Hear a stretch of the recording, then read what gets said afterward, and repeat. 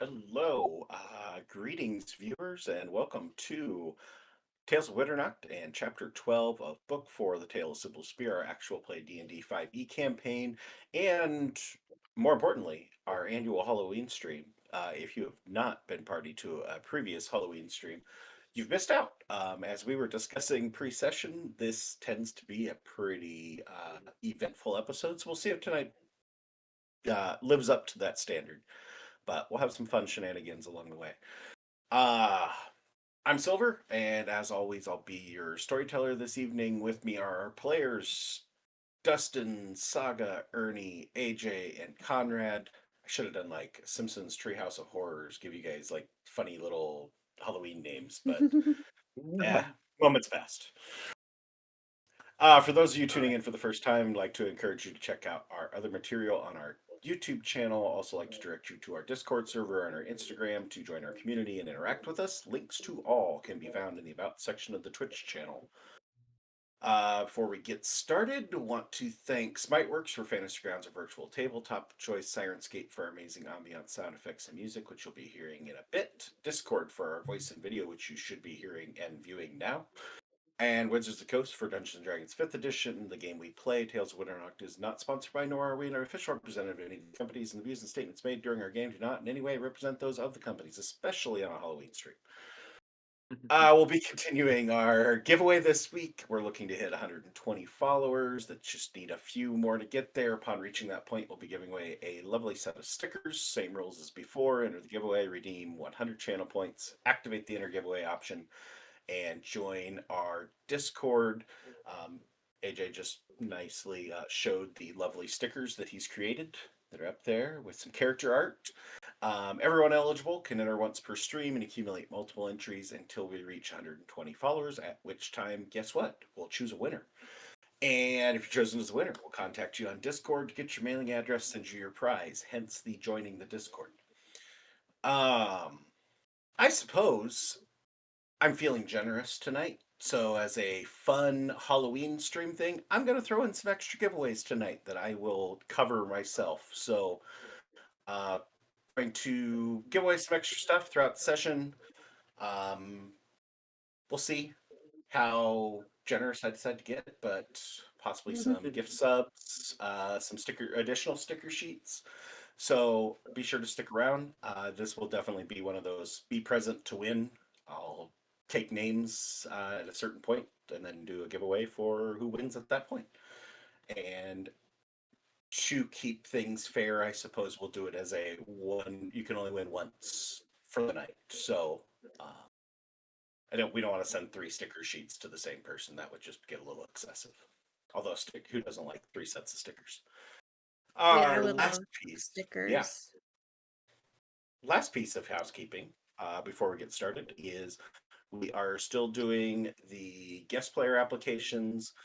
So if you're interested in getting to take the time to play with us for a session or two over the next couple months, feel free to hop on over to, I believe it's on the Discord, I believe it's on our Instagram, and I believe there's a Reddit post out there somewhere that have links to the Google Form application, and go fill that out.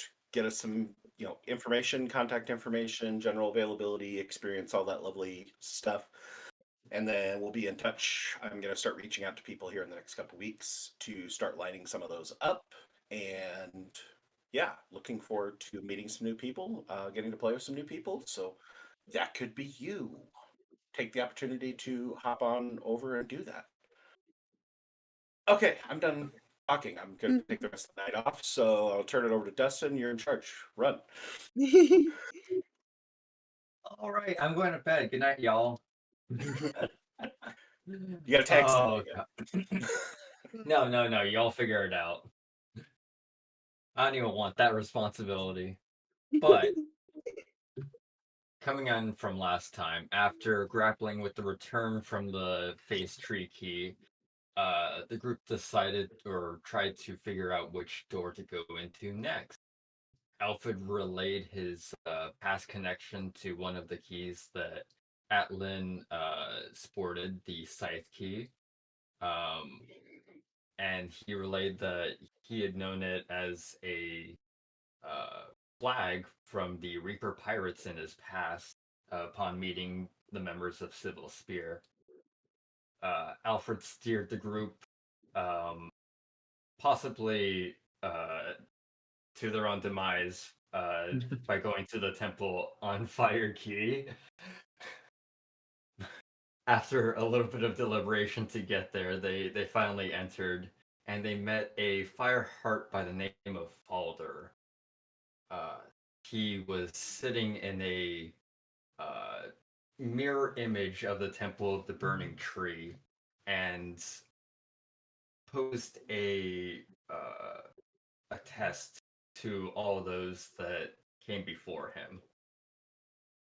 A test of not only courage to bear a stream of lava, but a test of faith in Infernus, to which Alfred and Atlan managed to pass, but it would not seem that the others would, as Caerdwyn in her heart would never. um, Falder then became or jumped into his giant mech suit of Infernus and decided to destroy the non-believers. And in doing the ritual, had gained a little bit of influence over Alfred and Atlan, to which they believed a little bit more easily that they were wrong to oppose Falder in his mech suit. In which case, they then proceeded to help him take down the other two members of their group uh, before they finally broke the spell themselves and took down Falder with nobody knowing of each other's sports, or not sport, actions and consequences. After they had returned, um, there was a moment that felt very, very tense, in which, well, for the players at least, it felt very tense. For Alfred and Atlan, it was just a moment of confusion until they turned around and found their friends once again, but they were not as they had once left, bearing a very harsh scar each of the consequences of the actions that had taken before them. Here we rejoin our group as they struggle to regain their composure.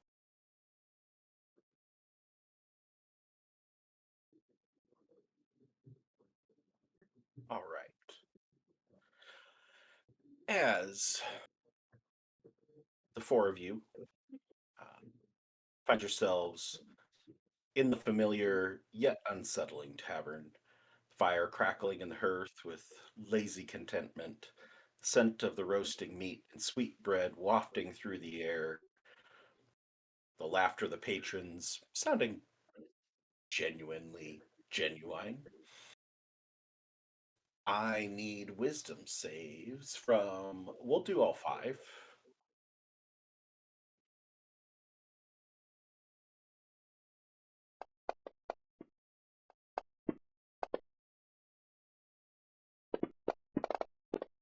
A rare sight.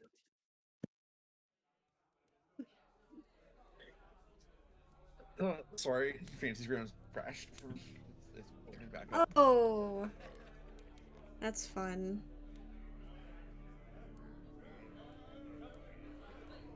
Fantasy Grounds probably ate all your RAM and said it was still hungry. No. We can't have it.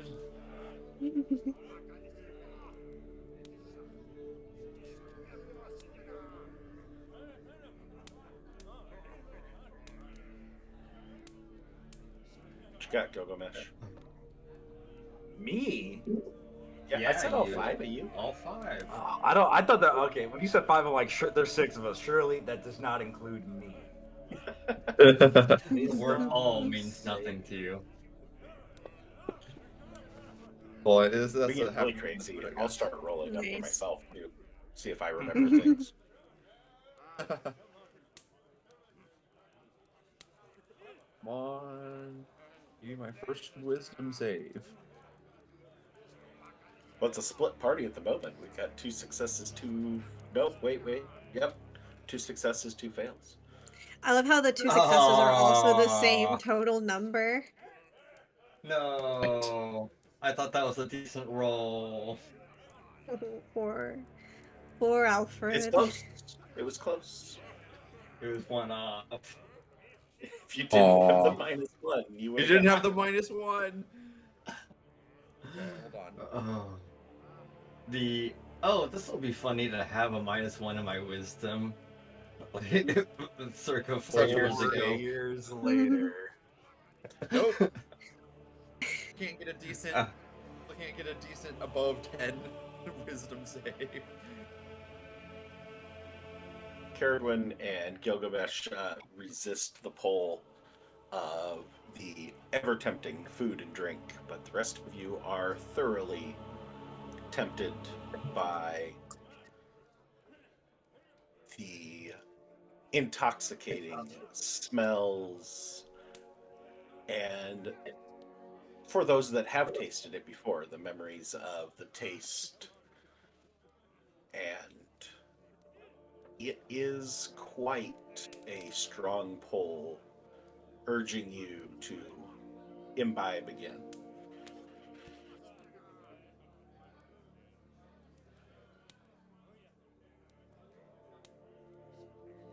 As the 4 of you are regrouping after the tense conversations of last session, what is Gilgamesh up to? It's been a question plaguing everybody's mind for like a month. Been plaguing my mind for like a month. Gilgamesh is looking through his Excel sheet and spell slots to make sure he is all good to go. Would I, outside of my debauchery, notice these people from across the way who I had briefly interacted with like an hour ago? Give me a perception check. I was gonna say these people that you had measured the skulls of, but that doesn't narrow it down too much. That doesn't mean shit, man. Oh yeah, you clock them pretty quickly after they return to the tavern. Okay. Strangely enough, your attention catches the 2 individuals who just, like, you don't know where they came from, as the centaur and half-elf just appear on the floor of the tavern next to everybody's favorite bartender. Away from the Infernus Worshipper and the Fairy. Correct. You clock them second.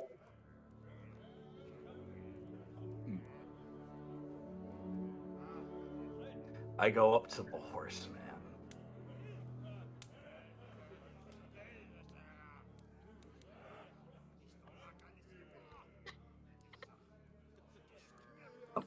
Walks up.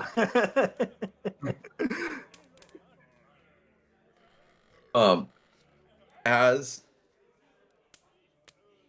Gilgamesh walks up from his side, he can't see out of anymore, but he can still hear. He kind of whips to the side, and he still has his weapon in his hand. As you hears these footsteps approaches, pulls back to full draw. But he doesn't. When he sees who it is, he doesn't fire. He doesn't fire immediately.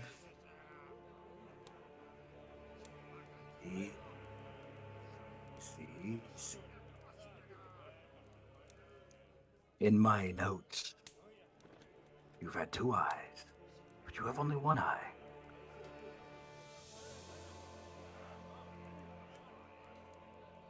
How curious. I'm glad your powers of observation haven't failed you.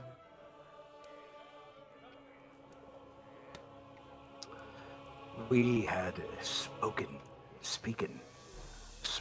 briefly, and then we decided not to do anything. Very confusing on how business is conducted here.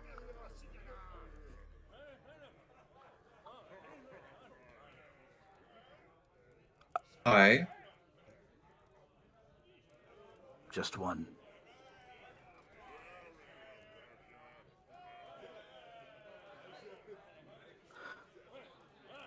I look towards Kirduin, and I guess also noticing that she also has one eye as well. And she's like brushing tears away from her face. Oh, hi. Hi. Did the disappointment of not going through the door that we had discussed cause you to gouge out your eye? No, we went through the door, you just forgot about it. Impossible. I never forget. No, it's what this place does to you. It's when you go through a door, sometimes when you come out, you don't remember.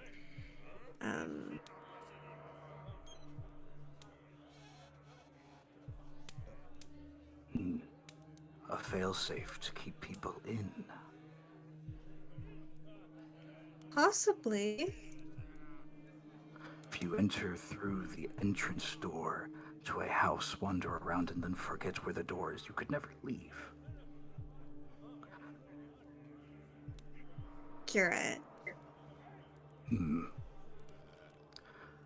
I would be surprised. I'm very powerful, you see. And for such a trick to work on me.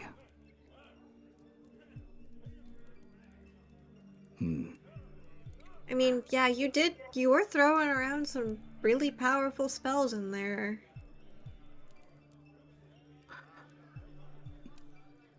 Where are your leeches? Your treats? Don't eat them! They're my friends! Blinking one eye at a time at you in very straight-faced, stone cold. I was not going to eat them. Why'd you call them treats? And she'll pull out her jar of leeches. I, make sure I don't run over my cat here. Oh, fuck, I ran over my cat. Oh, baby! No! Happy Halloween!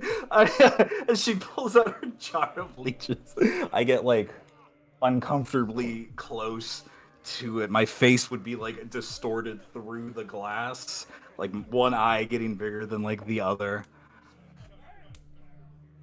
These are precious, precious treats. Everybody has treats. Everything is a treat. Living is a treat. These creatures, very curious on how they work. Leeching off of other things. Life giving life is a treat. I have many treats. I have many books, truly, that you've read. But this is not about me. This is about your leeches, and that they are okay for your and your friend's eyes. Not the same. I mean, leeches are fine. I think I just died, but that's besides the point, I guess.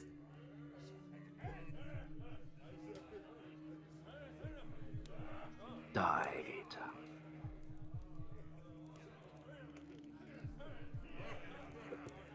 "25 centimeters is the average circumference of a skull in here, give or take, for none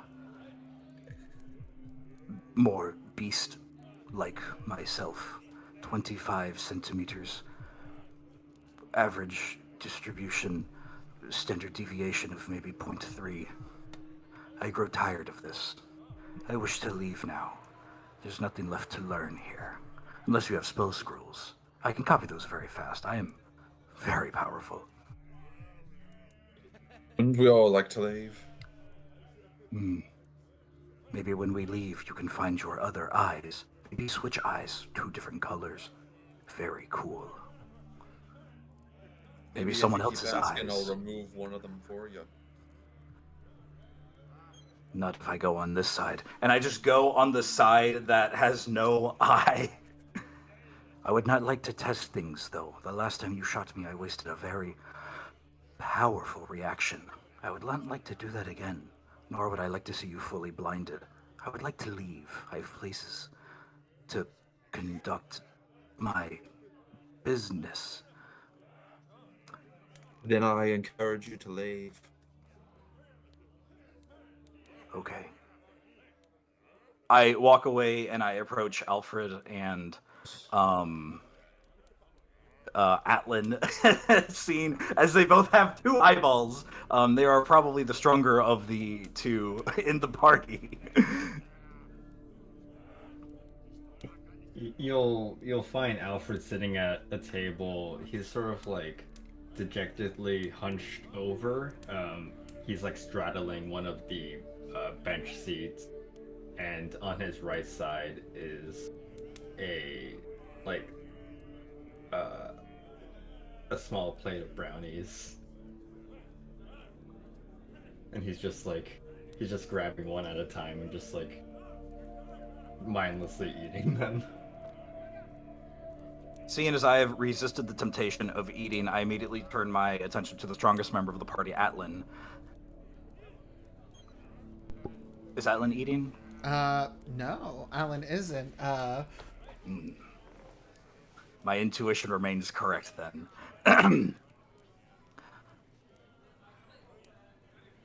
I grow tired of this place, and I've left confused, yet you 2 are the only members of your party that have both eyes. Right. I think that's partially because we're the only ones that don't remember what happened inside of there. From what Caradwin and Tamerlane were telling me about it, seems like it was a pretty rough one, this last door. So maybe you take the pick of where we go next? Yeah, do you have any suggestions? Because I definitely should not be picking the door, obviously. As the one who's left here before, you still eat. Now, you give up your decision-making.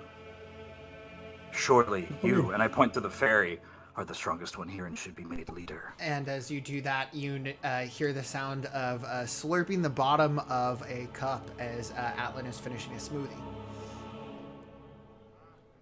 I should be made Sorry, leader. what?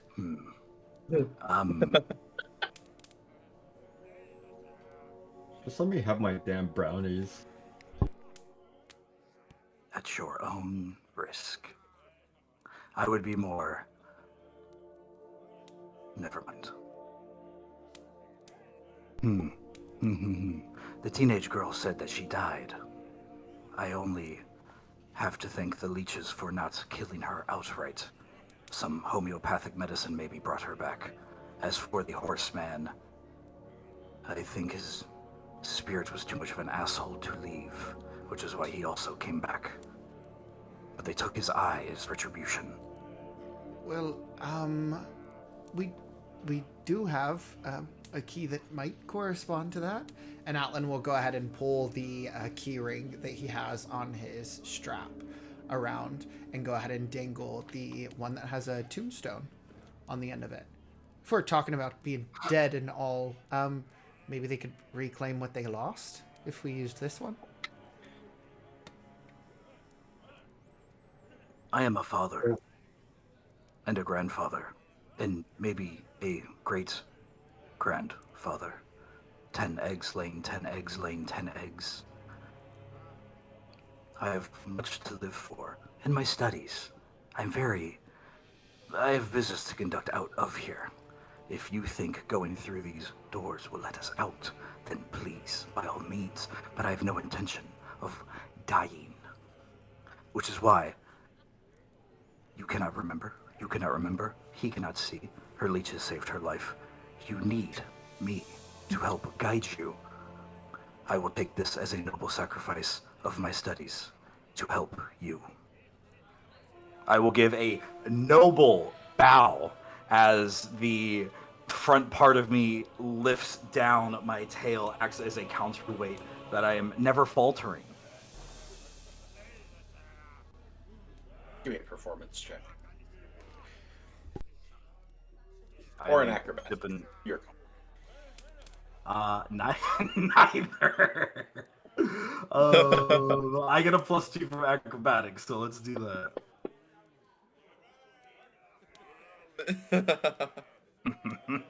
If you're confident it looks good, that's all that matters.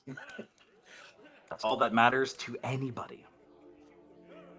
Atlan will turn over towards Alfred and go, I'm sorry, did he just curtsy at us? I'm not sure if that was either a bow or a curtsy. I think that was a secret third thing.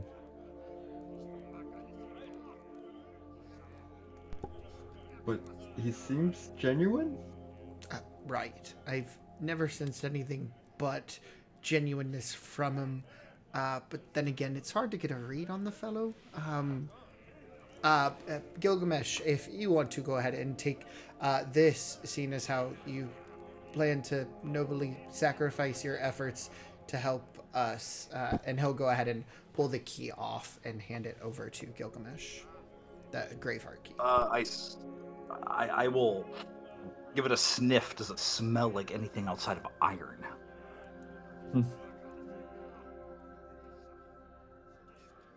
Give me a perception check. I'm making up for the time I wasn't here by hogging up all the rolls, y'all. They heard you. Yes, sir. Yes, sir. With 22, yeah, I mean, you get the iron. There is a general smell of sweat from, it's very low level,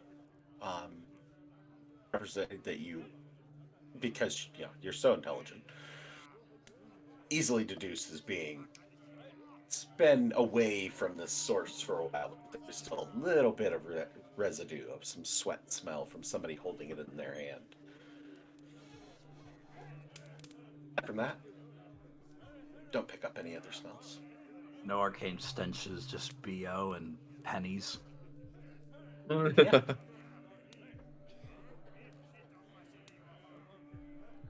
You've kept this on your left side, near your glands, at least 2 hours. Recently held in your hand. Soft hands, maybe moisturized. Do you have any moisturizer?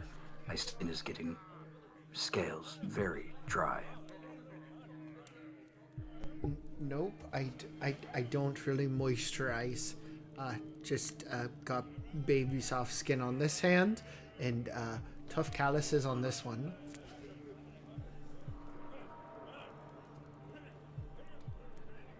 I am looking for a lab assistant. If you wish to follow me, we can head to the swamp. Very good for your skins. Mud, masks, eucalyptus. Very good. If you so desire, this is a outstanding offer only to you. And I kind of give Alfred like a quick glance with my eyes. That being said, do your monocular friends need to rest? Atlan will look to Do Alfred. they need to? Do they need to rest? I feel like that's a question better for them than us. Then maybe this should be a group discussion. Obviously with clear hierarchy, but a group question nonetheless. I feel like character and Tamerlane have been sitting at this table the entire time. Gilgamesh has just gone from one end to the other with the two You pairs. guys are all in the same vicinity, so it wasn't like it was Yeah. two separate groups at the time he approached. Don't tell them I said this.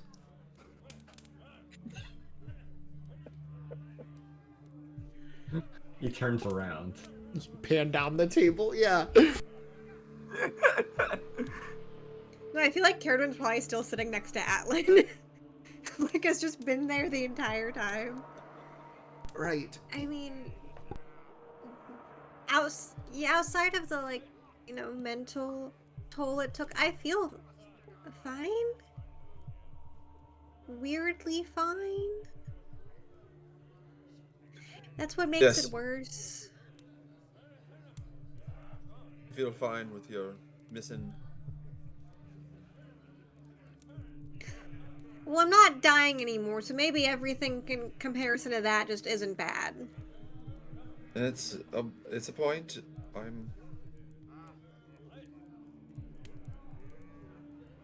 I'm starting to understand your aversion to fire. Yeah.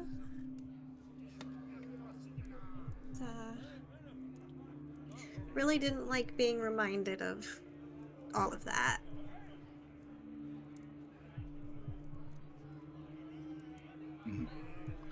With this key, there are no fires, only iron and sweat. As for what is in the key, less fire, I would assume. Once you leave this place, there are many doctors and priests. Maybe you should speak to one of them about dying, or maybe to a priest to tell them what you saw on the other side, if there is one. I have a feeling the priests already kind of know what's on the other side. We really didn't. I don't think we were dead long enough to see I- the other side. I've already kind of tried that. I went and talked to an oracle about different things, and it didn't seem to give too many answers. Oracle. Oh, that sounds about right palm for you. readers. Palm readers. Okay, I understand Tarot that. cards. I understand that you think that I don't have anything about me, but you think that the oracle could see something, wouldn't you? Do you doubt their power? Oh, not a sight reference. And Atlan's just gonna go ahead and like turn over to the side. Sorry, it's just a figure of speech. I'm not gonna. I haven't adjusted to. Also, it's. Well, I don't think. it makes two of us. I mean, I also think of all the things you could say. A figure of speech revolving around sight isn't that bad, in all honesty. It could be worse. To answer your question, Alfred, I'm not sure I believe much of anything right now. I think I understand. And if we are all in agreement and on the same page of a book that I may have, we should leave. Where are we Somebody going? burped. I will hold up the key that was given to me from Atlan. And we can go to the metaphorical graveyard now. Seems like a great idea. If you're not adverse to it, I've used many cadavers in my studies. Maybe one fresh enough we can dig up and put back in your socket. If that would make you feel better. Although, maybe not. Maybe gross instead.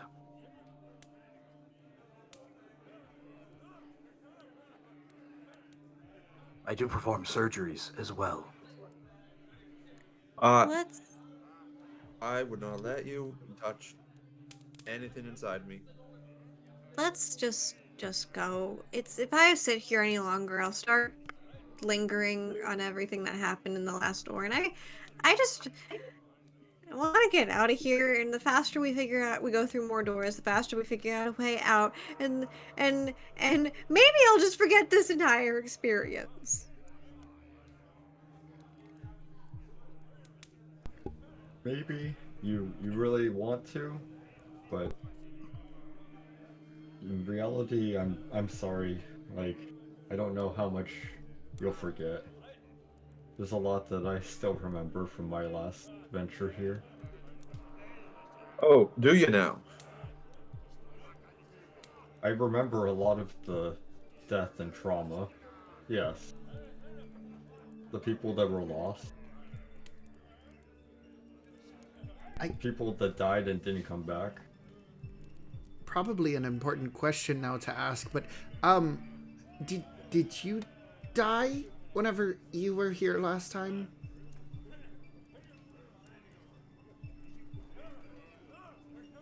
Don't believe so?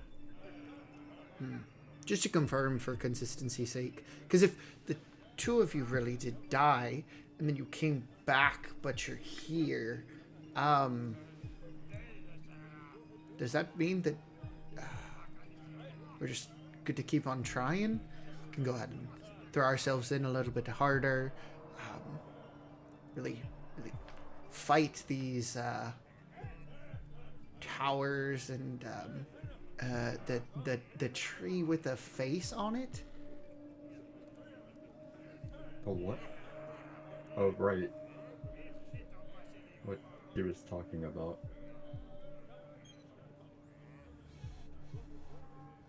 I Yeah, if it don't doesn't think matter, I that's- can do a little bit of therapy and test that theory.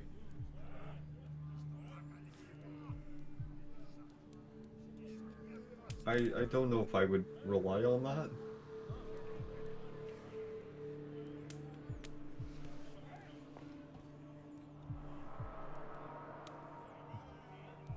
I turn around, tiring of this tense conversation, unnecessarily tense conversation. The door with the key that I'm holding, is that there? Which one? The one that The Alan gave graveyard you? key. Yeah. Yeah. Yeah, the 6 doors that you can see are the Graveheart, the Scroll, the Cottage, the Winding Path, a Fruit Tree, and the Whisper. A shame. There are not any eyeball keys. And I will approach the Graveheart key, and just kind of look back to everybody, hand on the dough. Caradwin followed. Alan will be right behind. Alfred finishes the glass of milk that was with his brownies, and then follows suit.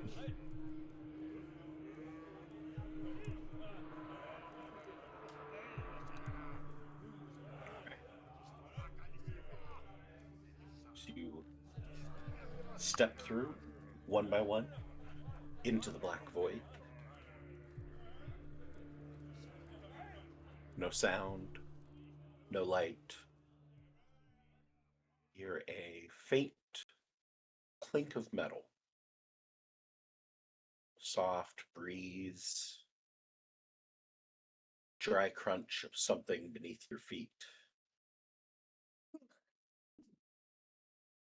Before your eyes adjust, the scent of ash and decay fills your lungs.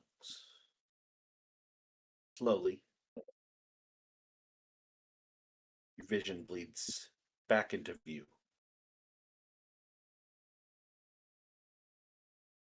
Find yourself in a sprawling cemetery, stretching as if into eternity in all directions. Gravestones dotting the horizon like broken teeth jutting from the ashen-covered soil.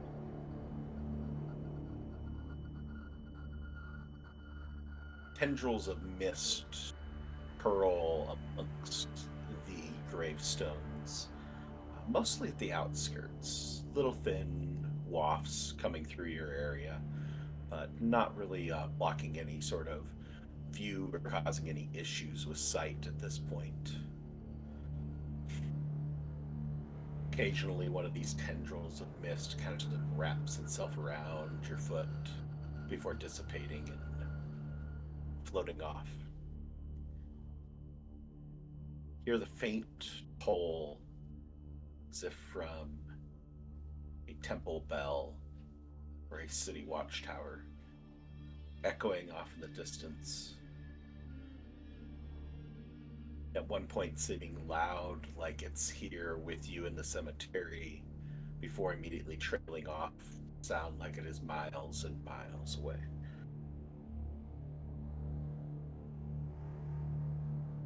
Find yourselves standing amongst countless graves, row upon row, column upon column.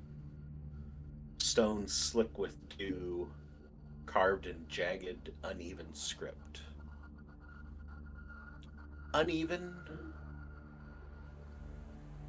but every gravestone you look at looks like it is carved in the same script.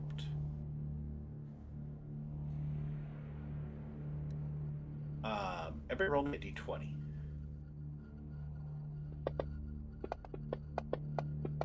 Almost 20.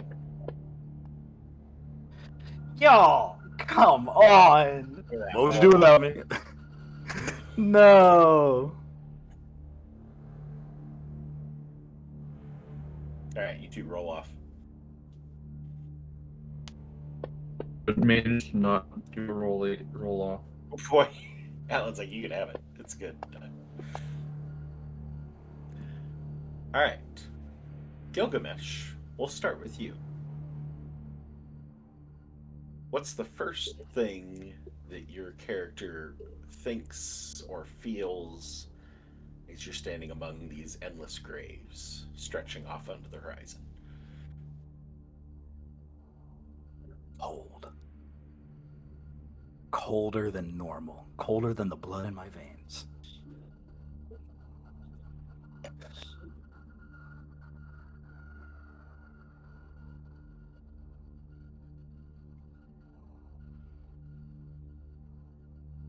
What's the first thing you feel? What's the first thought running through Atlan's mind? Atlan knows that it's a faux pas to fly around in a cemetery, so he is going to go ahead and drop his feet onto the ground, kind of let it crunch underneath his feet. But he already has his arms up on the side, kind of making himself small. It's not very comfortable to be around a place like this.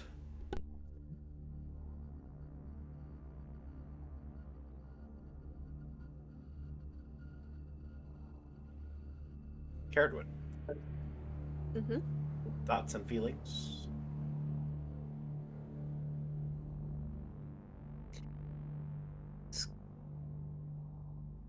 Unsettling.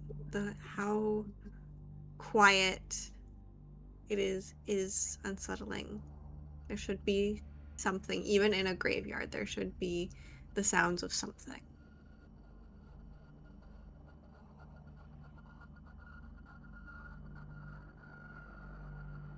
Tamerlane, thoughts and or feelings? Thinking about how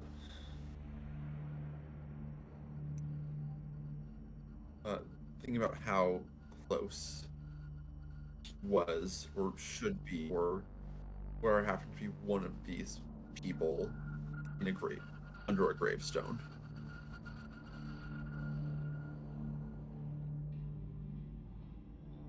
And Alfred.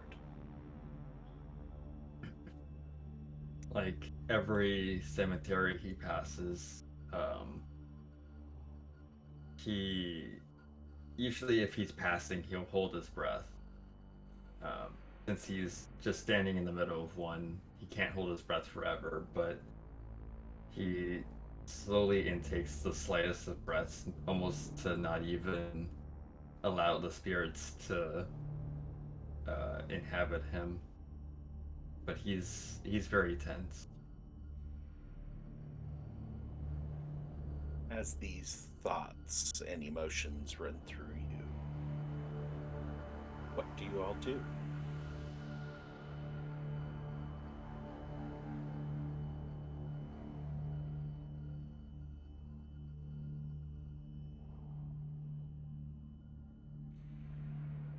Alfred's gonna take a scrap piece of fabric and he's going to cover like the bottom half of his face from the ash and the soot and everything, and just also the aforementioned like not wanting things to come into him. Okay.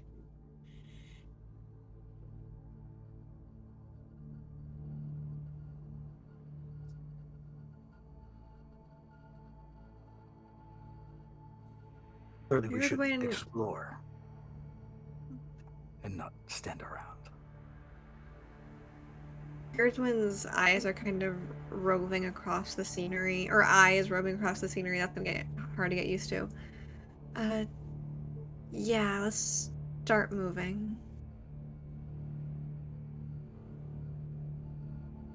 Helen will stick right up next to Caradwin, just as we're walking around. As we begin to move, can Alfred take a look at like some of the close by headstones? Like, do they have any particular just reading any names?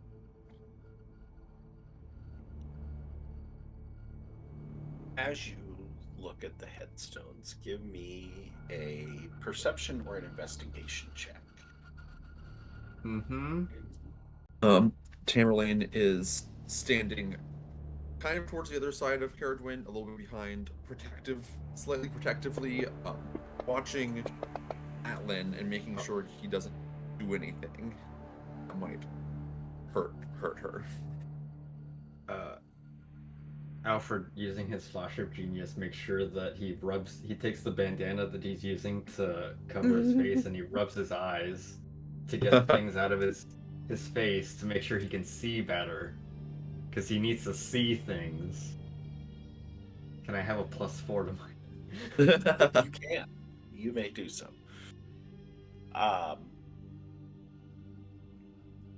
Just looking at the stones, there's a certain familiarity to it, which is in and of itself a bit unsettling.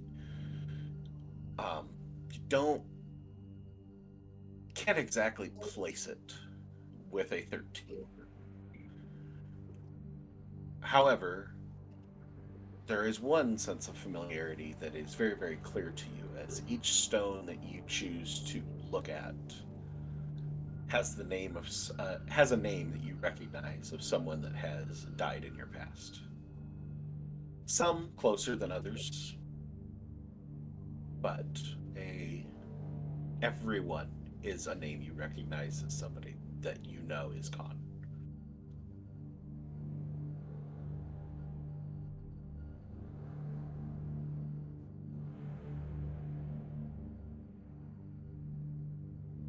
Every one of the tombstones is someone that we all recognize, at least one of us, or every one of the tombstones is someone that only Alfred recognizes, every single one.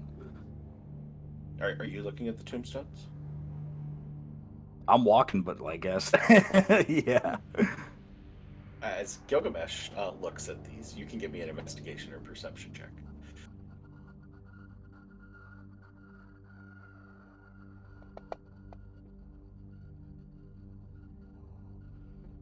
With a 21, every tombstone that you look at has a name that you recognize as somebody that is no longer with us, that is from your past.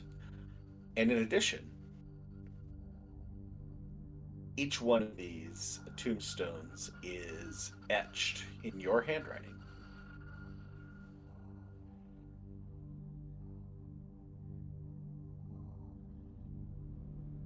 Like This pages place. out of your books.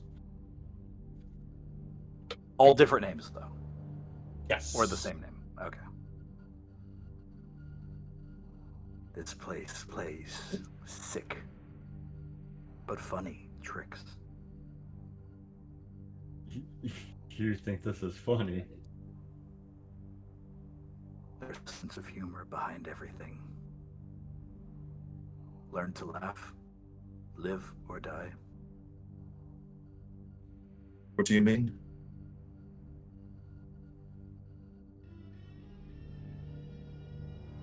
What do you mean? What do I mean?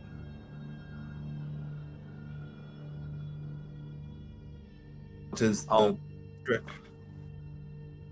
I'll walk up to the tombstone and kind of like clean it off.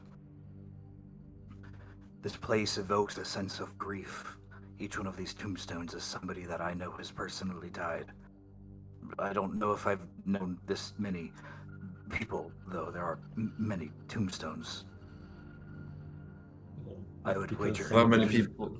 How many people have you Some of killed in them have the names bathroom? They wouldn't have graves. They would be dumped somewhere along a busy highway. I wouldn't have known their names. Well, That Gilgamesh, was a some of joke. these gravestones are people that I know as well. Hmm. Are any of your old party one of those names? Do I see anybody from Cybil's Spear?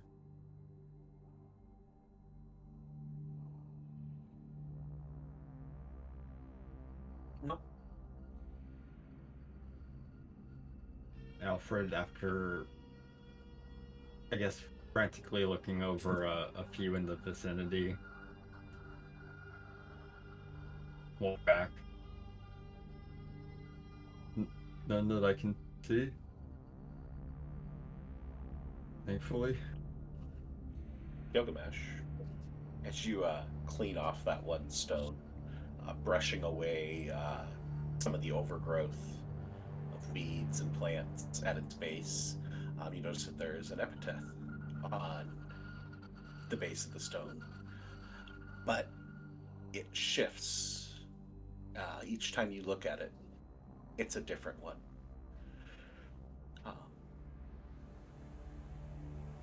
As if rewriting itself over and over again. Each version referencing something from your past. Not necessarily connected to the individual named, but a sin, a mistake, or just something that haunts you from your past.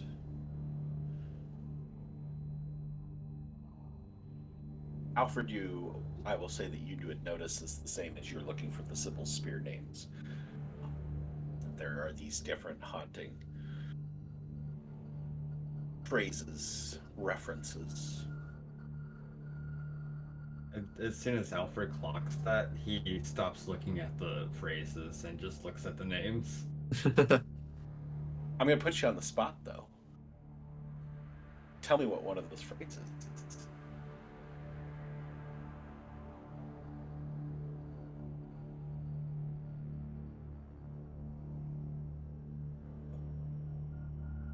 Ernie, you're not getting off the hook. You have to do it next, so be prepared.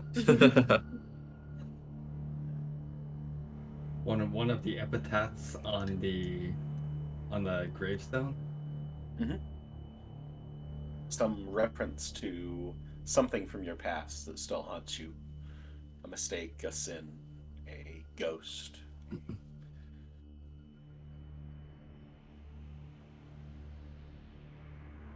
Always be vigilant, or you shall not see what bears next.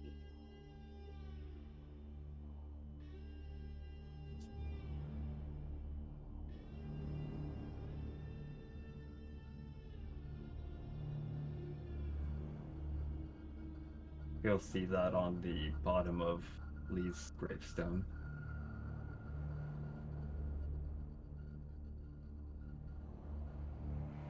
Gilgamesh, tell me what one of those epitaphs says about your past.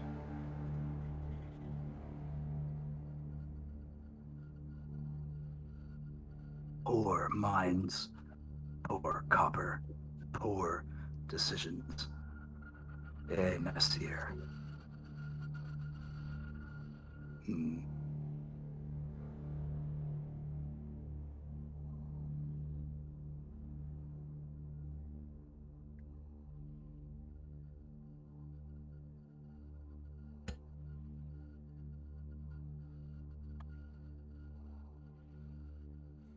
For the other three,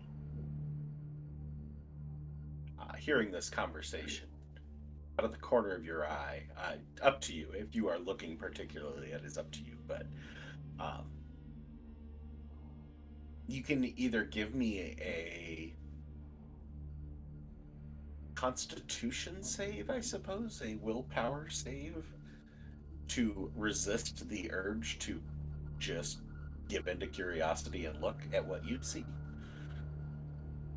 Or just accept the possibility of you just couldn't help yourself but to look and tell me what are the names you see on a headstone.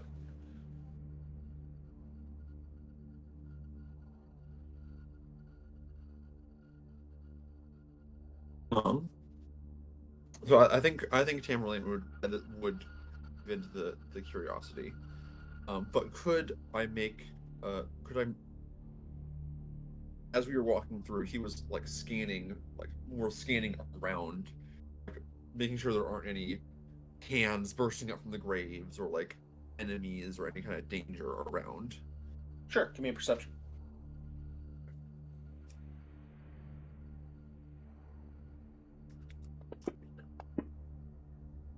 Ooh, nice.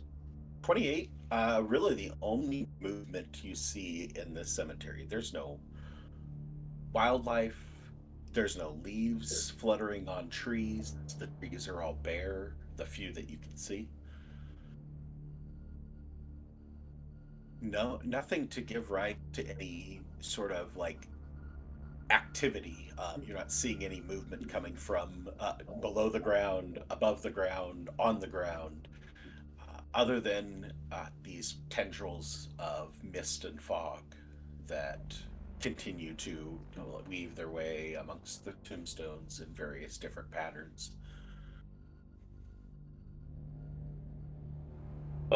One of the names that you would see. Mhm.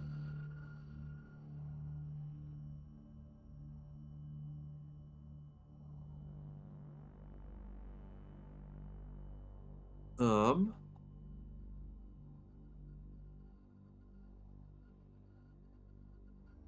Names that he would see is Bliss the Fierce. Say it again, or spell it for me. Cabellus.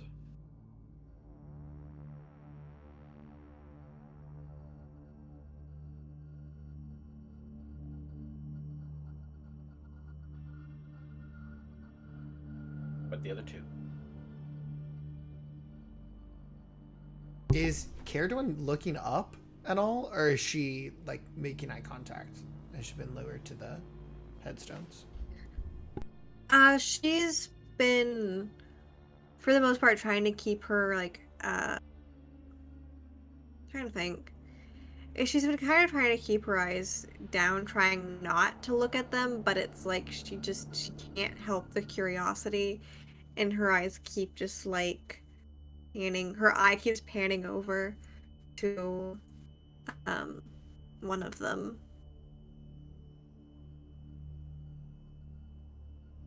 Um and say, unless you want to go ahead and do yours, Ellen. Oh, Alan's gonna try to squeeze Caradwin's hand, just to make sure that she's doing okay. Yeah, she'll squeeze their hand back. One of the names that Caradwin sees is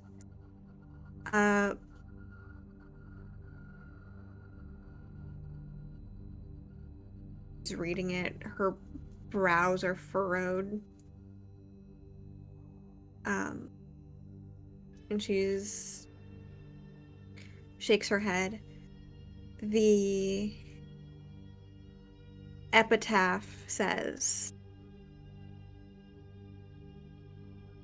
"Do not look for things that are already too far gone."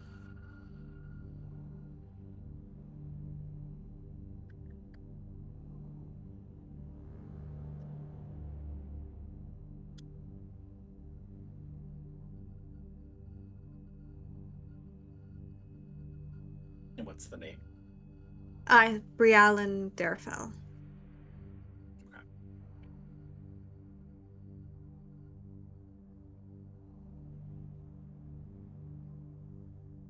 Okay. If Caradwin's looking, that's the trigger for Alan too. So he'll kind of look a little bit past wherever her eyes are, and he'll go ahead and top to bottom read it, seeing the name Tenora at the top of it, and then the epitaph below, saying pride sing louder than a helping hand.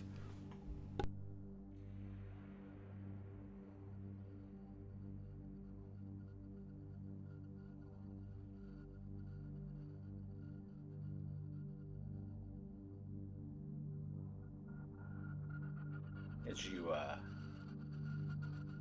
move slowly through the cemetery, looking as much as you look, letting as much as you choose to sink in as the tendrils of fog move about, wrapping around you, dissipating. Tamerlane as the one trying to keep tabs on danger.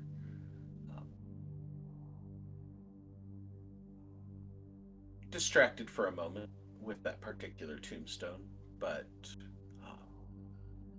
keeping an eye out, notice that the fog has intensified a little bit. And as you look to check the position of your companions, you can't see your companions. In fact, none of you can see your companions, as each of you find yourself separated by the fog that has moved in and separated you off into little pockets. You didn't notice Atlan and Caradwin as you were holding each other's hand for a moment. Something just, for a moment, you let go. And when you went to reach back, all you could sense was the slight coolness of the mist on your hand.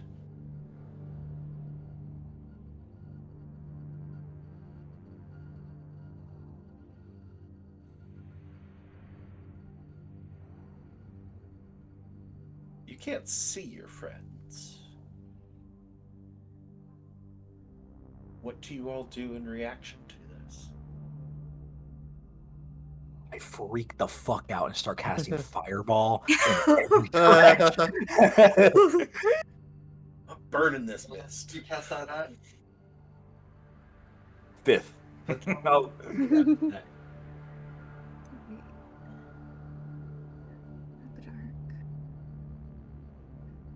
All of us start checking our abilities.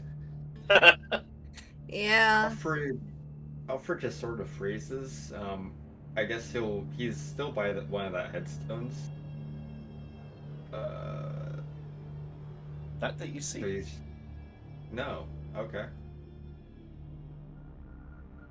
Just standing in a fog bank at the moment. Don't see anything. Alan don't care, he's Well- flying.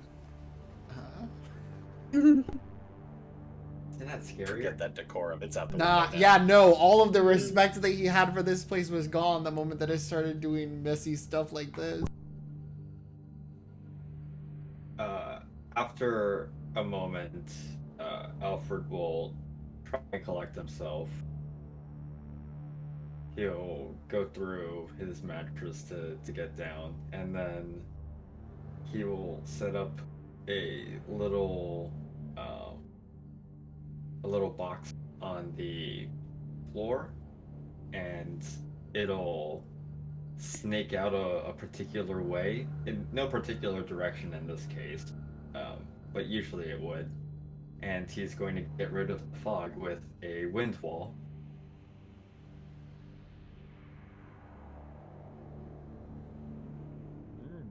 Okay.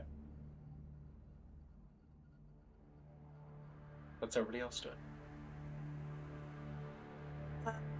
Caradwin will, like, when she realizes that, like, Atlan's not there, no one else is there, she'll kind of just pull her like shawl closer around her and just like say out in like a very tiny voice, just Atlan, Tamerlane, Alfred, lizard guy.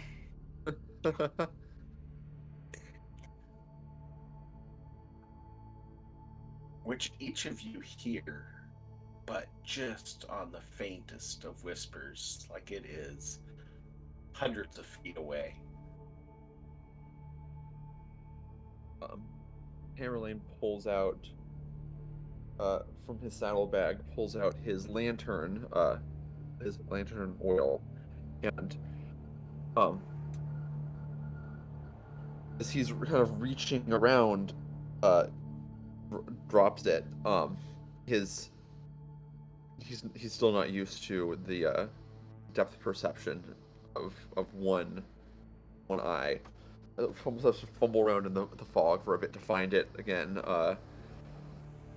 and decides probably not to try to risk pouring more oil in, and just lights it and narrows down kind of the beam, like the focal lens of the bullseye lantern, and sees if he can pierce through this mist somehow, and does his best to try and move forward into it, towards the noise that he of Caradwin that he heard. The faint whisper, just doing his best to gauge the direction. Caradwin, lass, are you there? You all hear that as well, but it sounds like so far away.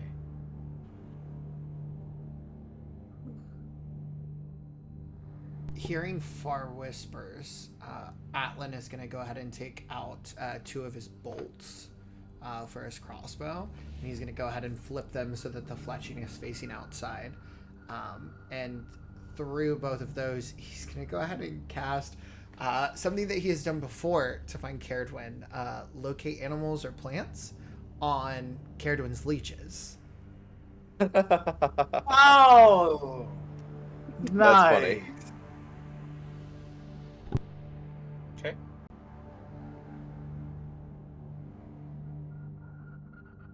Gilgamesh? I am going to manifest my mind, and my hand will come out, and through my spell book, and it kind of opens up, and it has this like green aura around it, emanating like a green glow, like in a 10-foot radius, and seeing that may or may not affect the fog, I'm gonna pick a random direction here to my side and just cast fucking Firebolt to see if that hits somebody or does anything. Okay. I thought the end of that was ball. Yep. No. I learned my lesson the first time. I am only using cantrips until I have to. Valid. And I'm gonna listen to see how long it takes for there to be like a thud or an ow or something, or if the fireball just disappears. Just standing in your green glow, reminiscent of good old days of swamp gas back home. Although the firebolt to the swamp gas was never a great plan. Thankfully, not swamp gas. We're all good there. You cast that firebolt, quickly disappearing off into the mist, never hearing an impact. Did anybody see that? None of you see that. But you hear him from a long ways away.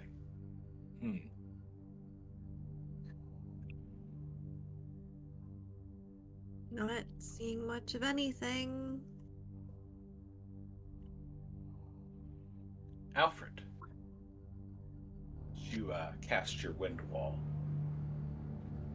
opening up this area out in front of you, giving you a clear view of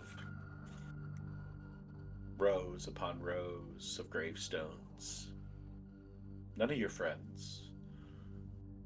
No sight lines on anybody that you're looking for. You just find yourself passing through the tombstones. The rest of you will continue to hear anything that Alfred says as if it is far, far away. But the rest of the stuff that's going to go on between me and Alfred is not anything you have any witness to. The sounds, the sights, the smells, the tastes even of anything that goes on from here until we switch.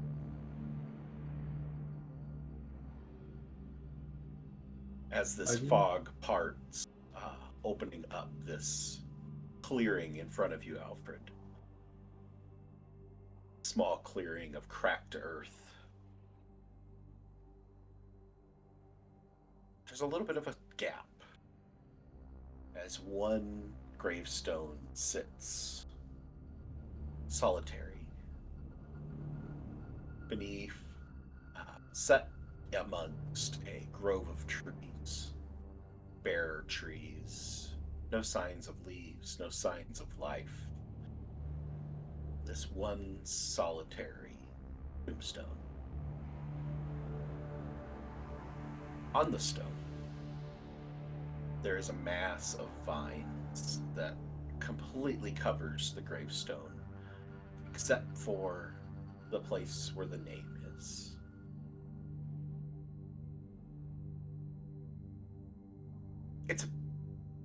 The whole situation is a bit unsettling, but this toys with your mind as you see the name of Lee. You swear you've already seen that stone. You've already passed that stone. You've already been through here. But you've never seen this setting before. What else lies on this stone is obscured by the vines that encompass it.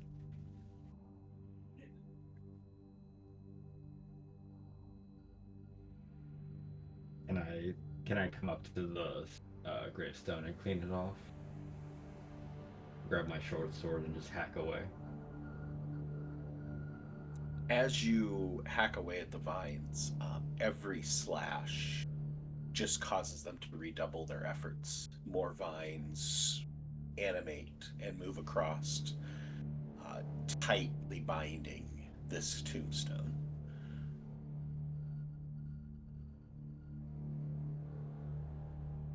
As you hear just a faint bit of children's laughter coming from the fog.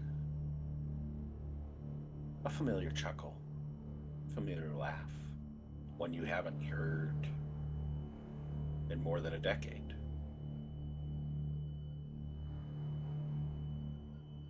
Can Alfred pick a direction from where it's coming? No. It starts, you start to kind of hone in on one direction, and then it's another place, as if coming from all directions. Still the singular voice, the singular chuckle, singular laughter. From the same source, but from all directions.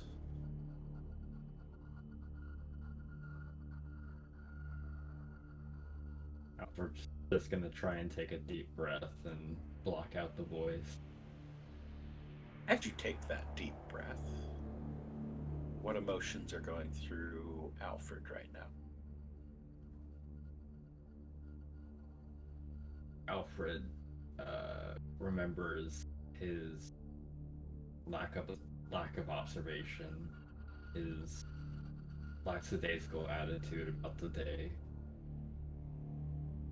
He remembers his carefree attitude and how he didn't seem too worried about anything else at the moment.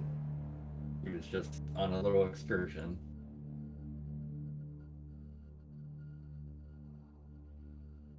Try and push out the laughter. The almost whispered voices start.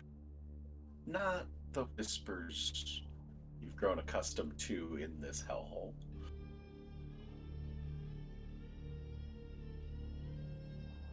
whispered voices that are familiar. The whispered voice of Lee. As you hear accusations, questions thrown at you from every direction, one after another, overlapping, like coming from multiple sources, but still all consistently in Lee's childlike voice. You left me in the forest. Screamed your name, you didn't come. Why didn't you save me? You built machines, but you couldn't do anything to save me. They repeat, slightly different, slightly varied, over and over.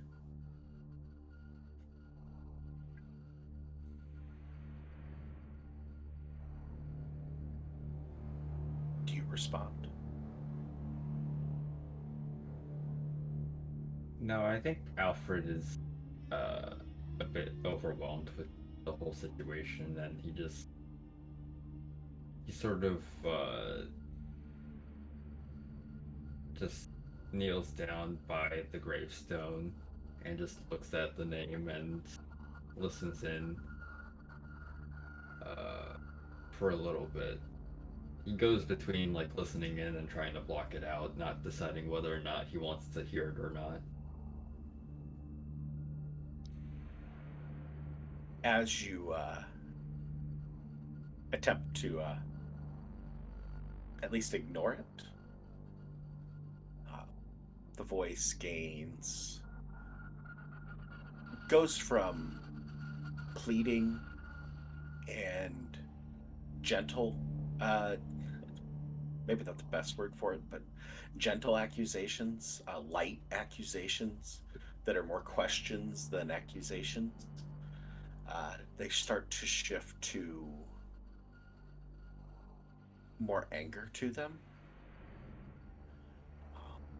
Things get a little bit harsher, including, oh, so I matter so little you don't even want to talk to me now? Fine, if that's the way you're going to be. I'm telling my mother.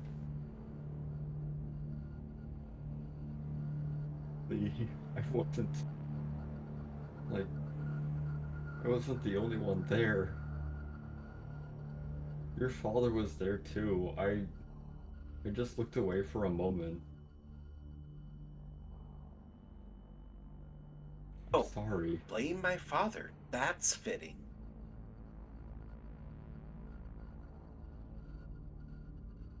I was little more than a kid, more than yourself.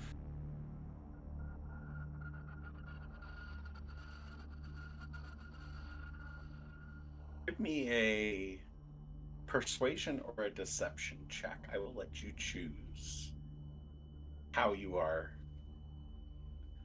arguing your way out of this. Yeah, You're definitely not coming across as intimidating, so I'm throwing that one out there as an option. No. He would never try to Okay. intimidate Little Lee. We spent so much time together. I wouldn't want anything bad to happen to you.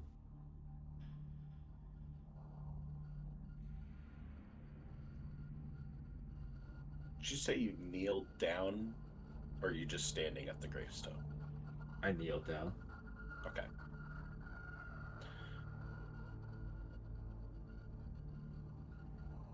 Your plea results in a moment of silence.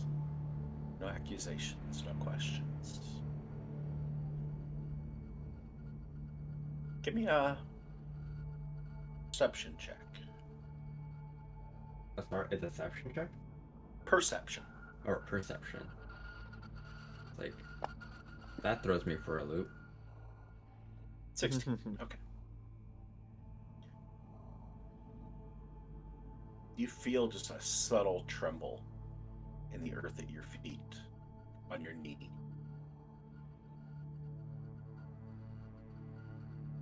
And just for the briefest of moments, notice movement behind you, just enough time for you to be able to turn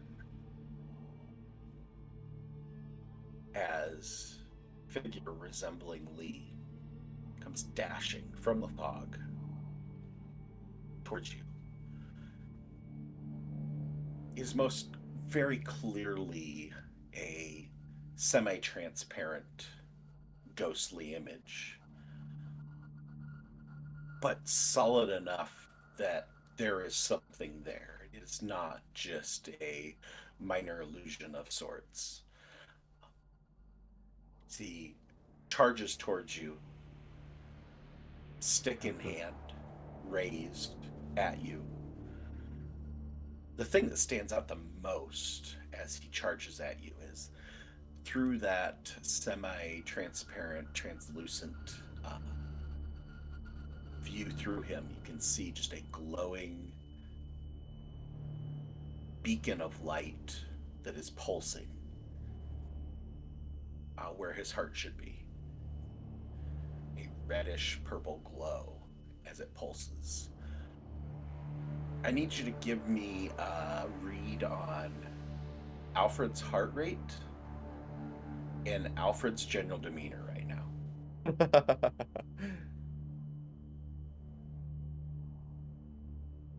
We are sitting maybe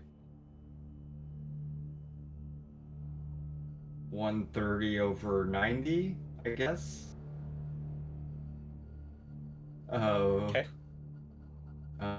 General demeanor, confusion, surprise, and a bit of emotions dug up from a long time ago. Things that he thought that he had put away.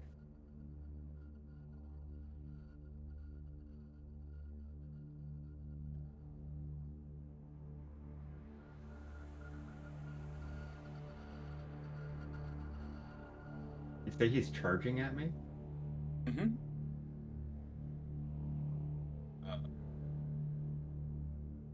Can Alfred, just before he reaches me, he'll sort of like drop his knee a little bit, or I guess he's already in a drop knee. As he's turned around, he'll then like come up and meet at the level of Lee and try and like not get hit with the stick, but also like trap him in a hug.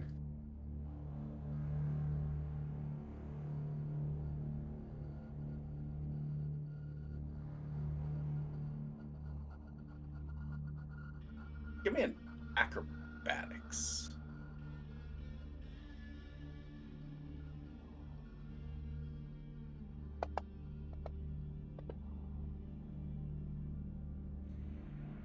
Both are actually doing well. All right. As you attempt to do this, Lee's spirit just goes and slashes at you with one hand, swinging with the other. You're able to kind of flip him to put him in an awkward position, imposing disadvantage on his attack.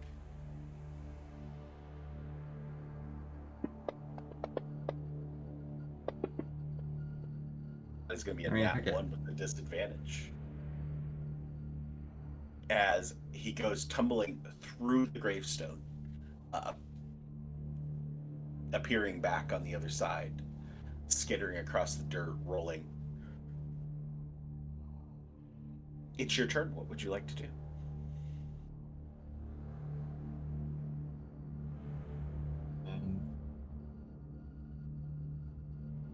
Again, I guess he went through me? No, you tossed him. He went through the gravestone. Okay.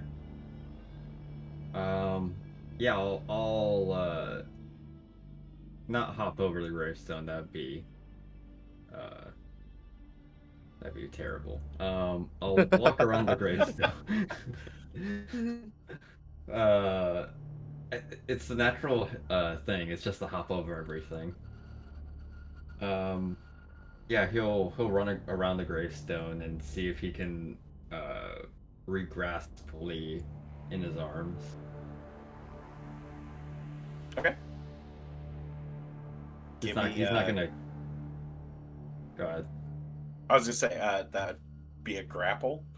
I'll give you advantage on it Okay. since you dumped him to the dirt. So I can take another acrobatics. yeah, acrobatics or athletics, your call. Yeah, I'll take. Double fives. Ooh. Interesting.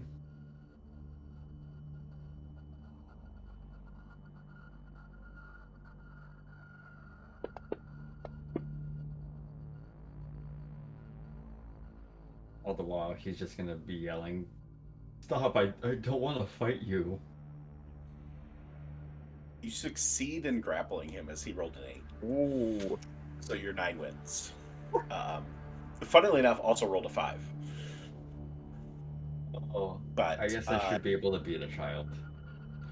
let's Put not say that- put that- Join the Clip that. join the club with Salinas. Yeah. Yep, silliness and all right now. Yeah.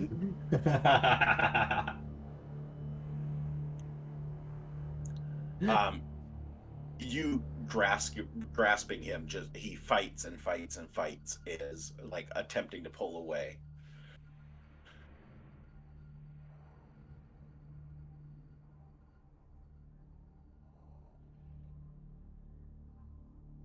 But you have him grappled.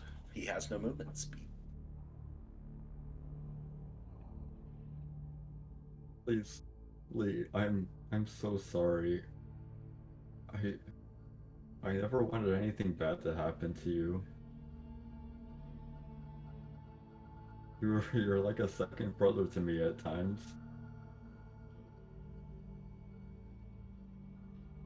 I miss you so much.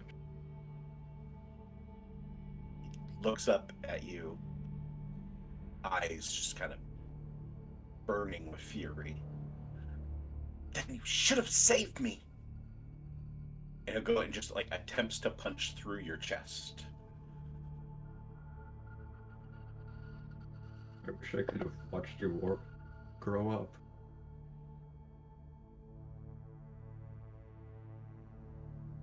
25 to hit. Alfred, I don't think was even gonna dodge it. I'm gonna be honest. It's gonna hurt. Oh!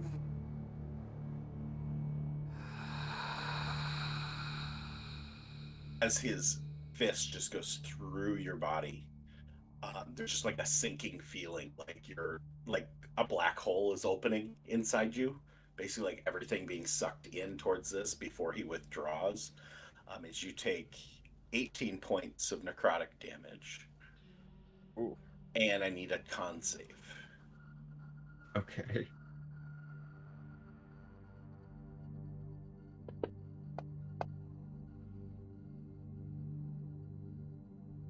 Okay. He's just gonna recoil. You've gotten a little stronger since I've last seen you. As you take this damage, you notice that heart just glows brighter and brighter and brighter. As if feeding off your pain.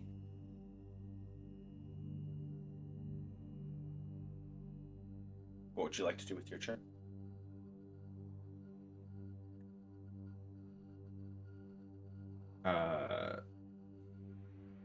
Still gonna continue try to persuade Lee. Okay. Lee, I know I wasn't there for you, but doing this is not gonna bring you back. I'm sorry that things didn't turn out how they should have.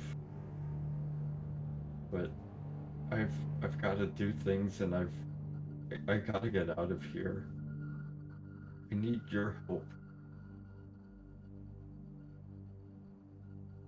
Give me another persuasion check.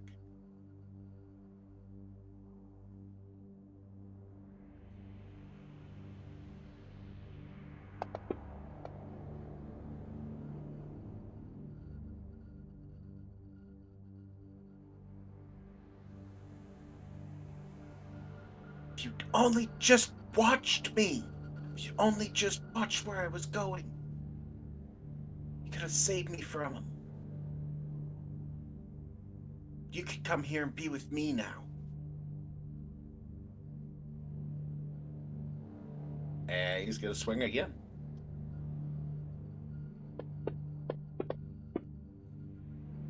$23 to hit.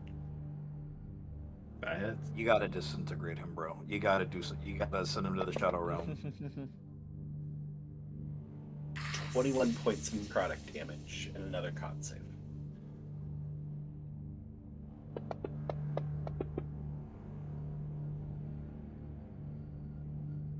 The same save. Hey, it works. It works.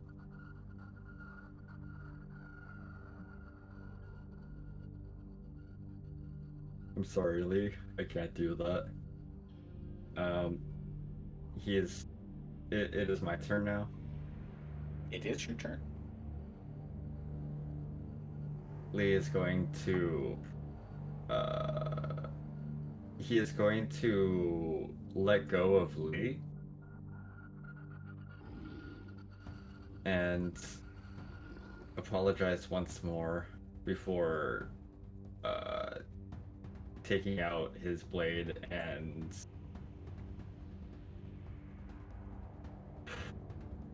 I need you to understand that I need to get out of here. I can't stay here with you. And he is going to do a Q11 sloth strike on Lee. Okay.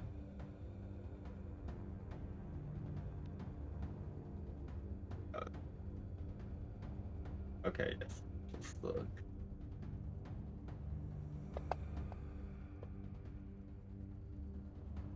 14 hits. okay, nice. Here's the short sword. Here is the cold damage. A -2 to EC and dexterity saving throws and no reactions. Okay.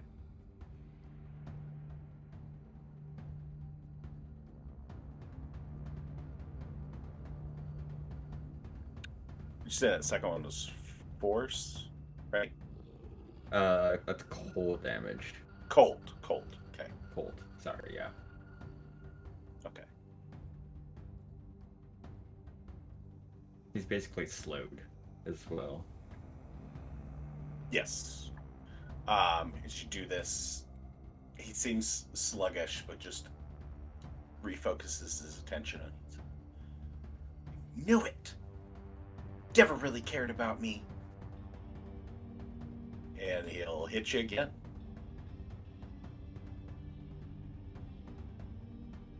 It's not that I don't care about you, it's just that I care about living too. He misses. I'm pretty sure your AC's above a 9. I think so. In the interest Alright. of not burning spell slots, a green flame blade will make the appearance.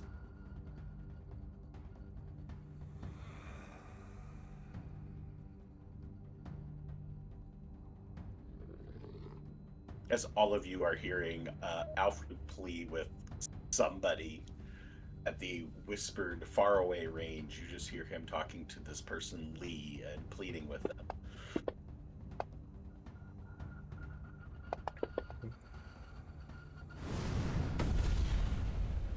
$18.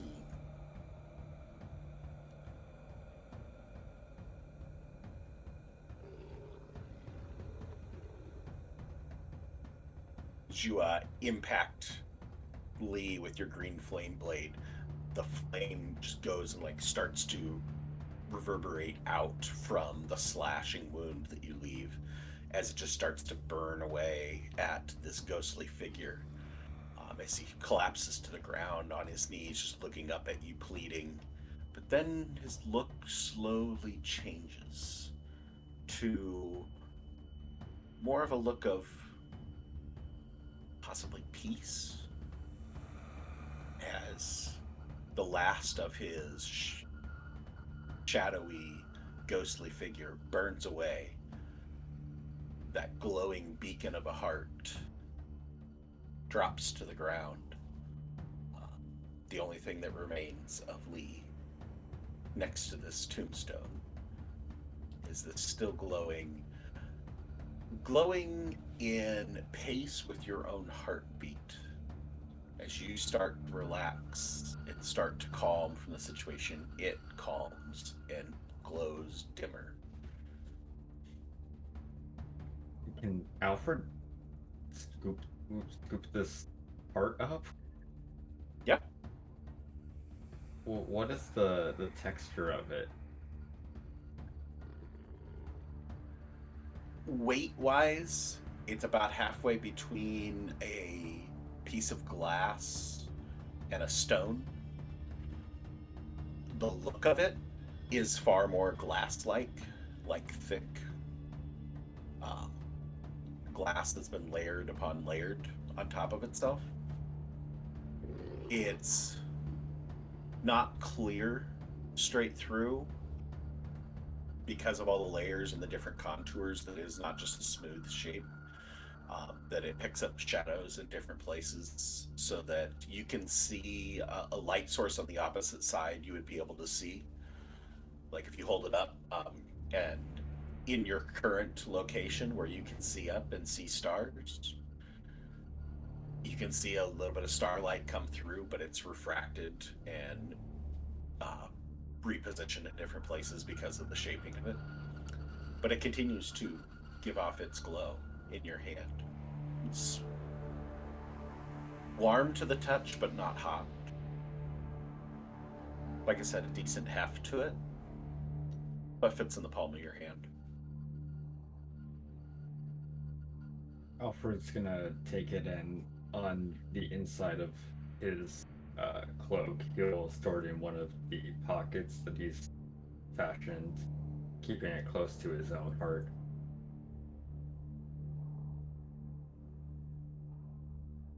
He'll take one last look at the gravestone and kneel down beside it, giving a small prayer to Infernus, thanking Lee for his life and again apologizing for not being there.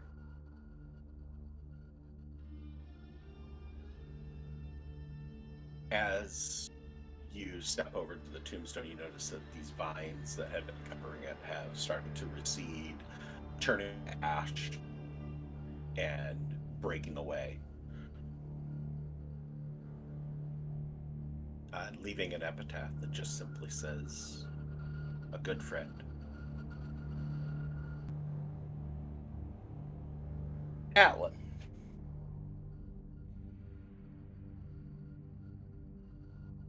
As you flit about in the fog,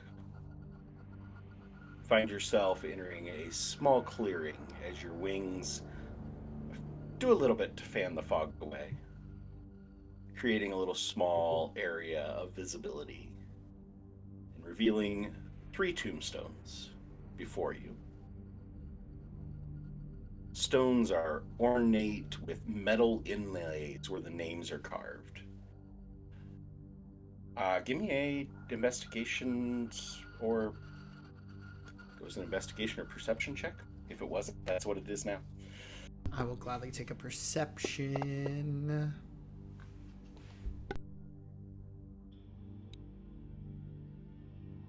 It appears to be written in your handwriting, the etching that is done into this stone. A little bit of a flair, bardic flair to it, but definitely gravestones that have had spared no expense. Whoever put these up. In the stone is carved the names. Say it with me. Tenora, Isaac, and Liv. As in the air, even though you can't see anything outside of your little clearing, you can just hear subtle fluttering of banners for a moment as you read off these names. As you read the names, what emotions surface with Atlan? Emotions or thoughts? Well, Atlan is in a position once again where, even though this place is so messed up, there is a modicum of decorum that should be exercised, specifically around these three. So he'll go ahead and drop to the ground once again, and he'll tuck his wings. He'll take off his hat, and he'll go ahead and slowly approach with it over his chest.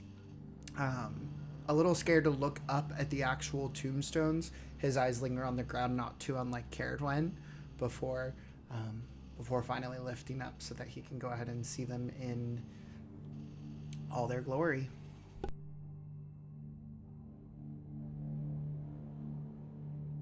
As you look to these fine metal inlaid tombstones, start to hear just the subtle biting at the outskirts of your mind, voices, whispers. At first, just muddled masses of words, but you start to get some definition to them, start to pick through them, to hear accusations and questions from the three different voices that, despite being a bit into your past, are still recognizable, still ring in your mind as the voices of these three that are apparently entombed here. Hear them ask questions like, what did we hire you for? Why didn't you step in? Why'd you save that one but not the rest of us? I'm sure you took all the coin. Probably just waited until we were all down before you went and took out the monster yourself. Took all the glory for yourself. Put that in your songs?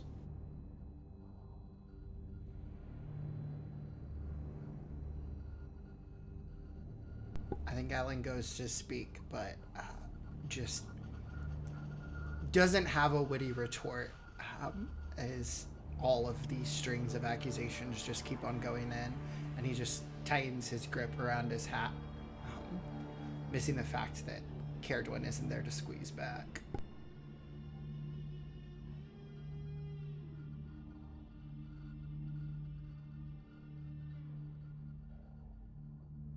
You stand there gripping your hat tighter than you probably would have felt comfortable gripping Caradwen's hand, funneling all of your emotion into your hat.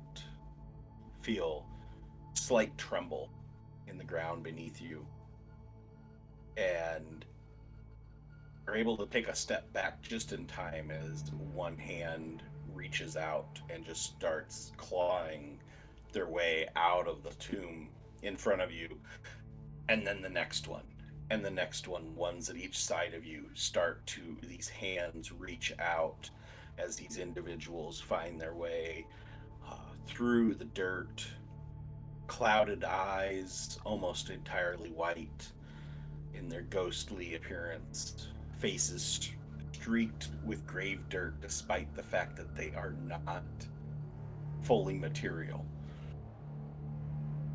People that shouldn't be here. Alan, would you please describe what these three individuals look like to you? With the added addition that each one of them have one of these beacon glowing heartstones in their chests. Well, if they're anything like they were left after the situation back then. Oh yes, they very much have all the wounds and scars that were there the last time you saw them above ground. I can only apologize then to everybody else, as Tenora is a young elven woman whose face is fully rended into. Her arm across from her cheek is torn off, only small bits of sinew attaching the two together, her upper arm and forearm. For Isaac, much shorter goblin male, he is he doesn't have his ears. Most of his hair is also gone due to the wounds that he sustained. His head is heavily impacted as well. Probably rendered through about a good solid length of his forehead. And he has his entrails out as well. As Liv, rounding out the group, a female merfolk. She has just her legs twisted in a way that wouldn't quite allow for a normal person to stand, but panning upwards. Although her legs were faced in a different direction, her waist is twisted. It's a pretty grisly sight, and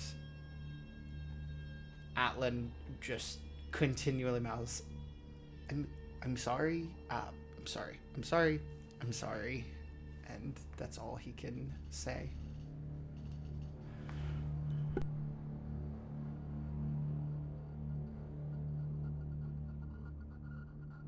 Left us to die, to be turned into this. As the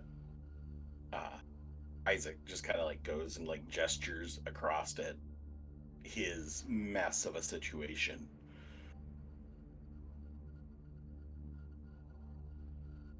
I didn't leave you all. At the time I wasn't necessarily well versed in restorative magics, but lesson learned. I could help now. Caradwin's the one who would actually be able to help you more. Which she's just around here. And Atlan will go ahead and kind of like start to turn, but his hand is very much like rubbing the back of his neck uncomfortably as he's trying to find his friends. You kind of fluster about with trying to offer some sort of help. Liv, in her twisted, contorted leg and waist situation, just goes and slashes at you without any warning.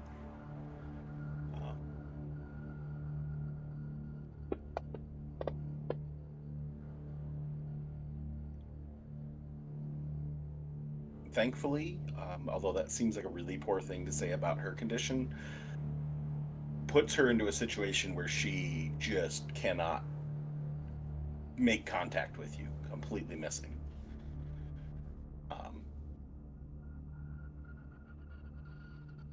As you react to the first one, the next one swings, and the next one swings as each of them just attempts to, like, hit you, punch you, do anything they can to make contact with you.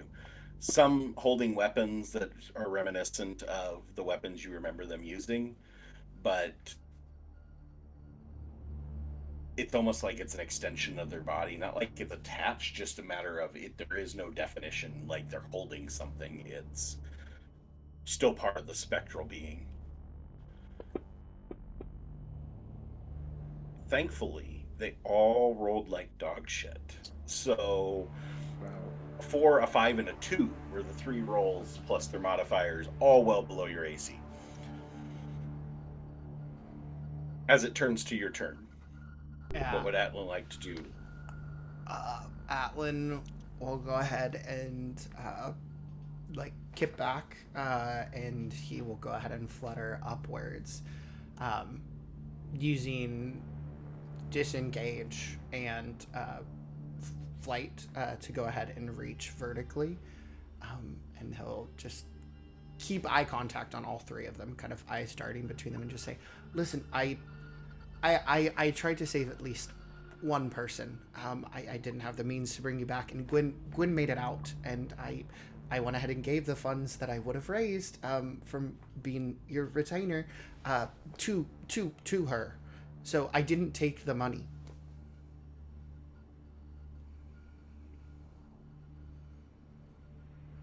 Do anything else for your turn? No, he's just going to keep verticality above him. You start to fly away, speaking these words back to them. They'll just look up at you, and Liv just looks. Oh, oh, running away. You're really good at that. That you can do. As they all float up, following you. And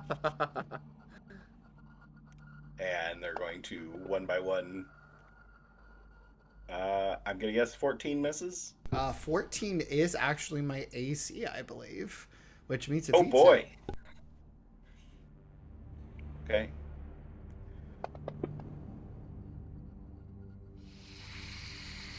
Five points of necrotic damage. And I need a con save.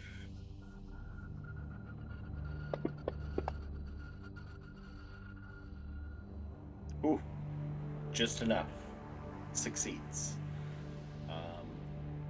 Second attack. 17. That does hit me.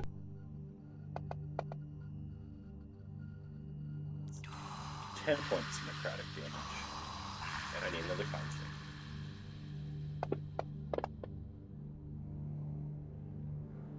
Succeeds. And third attack. 20 to hit. Yup.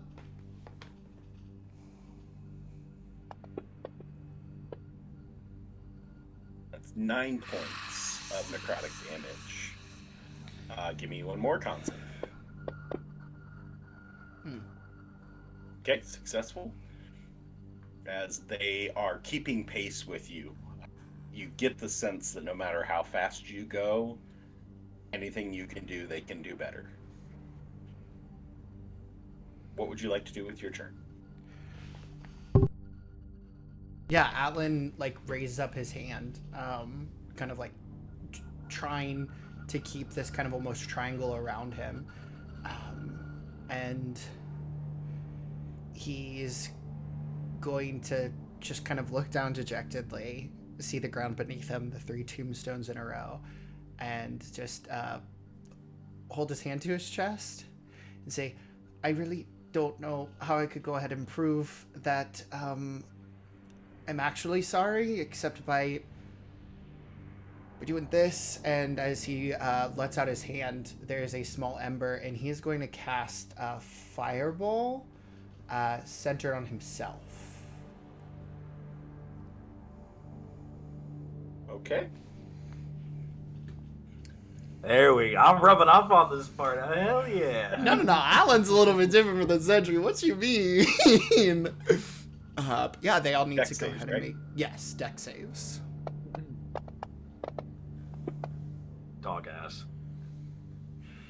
I got a 14, an 18, and a 15. Perfect. Then in that case, let's go ahead and see. Is going to be 31 points of damage if they succeed half as much on a success. And at this point, it's a reaction. It's Alan truly wants to prove himself, but he is so used to taking the trick that he learned from a rogue once long ago, and he is going to go ahead and utilize the acrobatics lessons to try to go ahead and mitigate some of the damage. Tuck in his arms where it needs to be, things like that. He's not going to be able to avoid all of the damage. But he gets to... Yeah, I think he gets to go ahead and add the Bardic Inspiration die to it. So it'll be... This is the save. And a D10 on top of that. So it'll be this right here. So in total at 22. So he'll only take 15 of it. What's the DC on that? DC is 17. Okay, so 1 succeeded, 2 failed. Mm-hmm. And it's half? Yes, half on a success. Okay. Oh wait. You want to take care of your damage? 6th level, if the target succeeds the saving throw against an effect that would deal half damage on a successful save, the target takes no damage instead.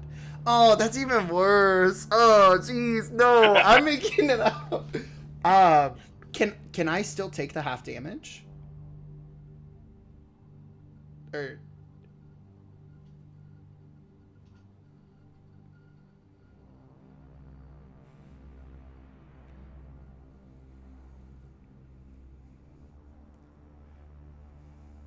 I would say no.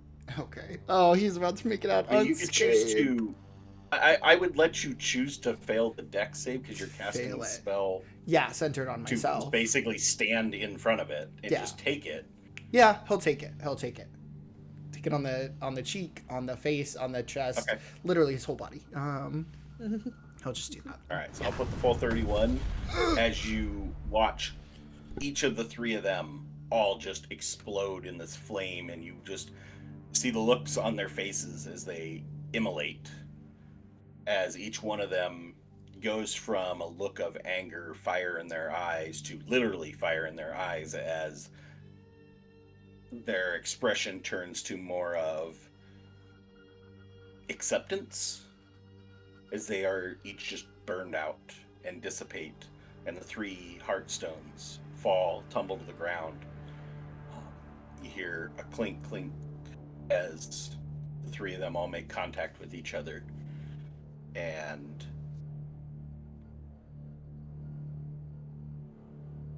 looking down, you see as each of them just like slowly melt into the next, and they merge into one heartstone, no bigger than each of them separately, as this molten glass just like folds in on itself, light fading until there's only one heart that remains, and that pulse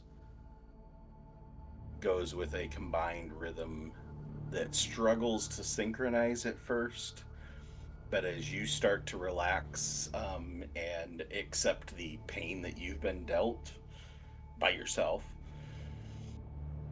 that it starts to ease into a rhythm that matches your own heartbeat.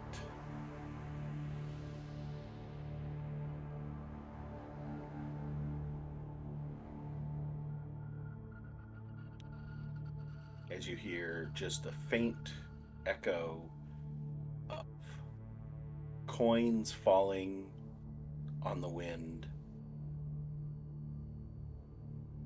and a faint sobbing that you attribute to the one that survived, before you're replaced by silence. And we move on to Tamerlane. Ooh. I suppose I should ask, do you collect the heartstone from the ground? Oh, yeah. Or do you leave it alone? Okay. Always keep the loop, right? Sorry, too soon. Okay. Tamerlane. Same as before. This went for Atlan's, it went for Alfred's, it'll go for everybody's. You can hear anything that the player character says, but nothing else, and it is still at that faint, distant voice that you just hear these subtle whispers. But I will also note that these encounters are happening kind of overlapping with each other. So you're hearing these things in the midst of what you're doing. There's not a exact timeline to them, just a matter of there wouldn't be really a whole lot of opportunity to react to anything because you'll be in the middle of doing something yourself. Tamerlane, as you attempt to cast light through the darkness, through the fog, with your lantern,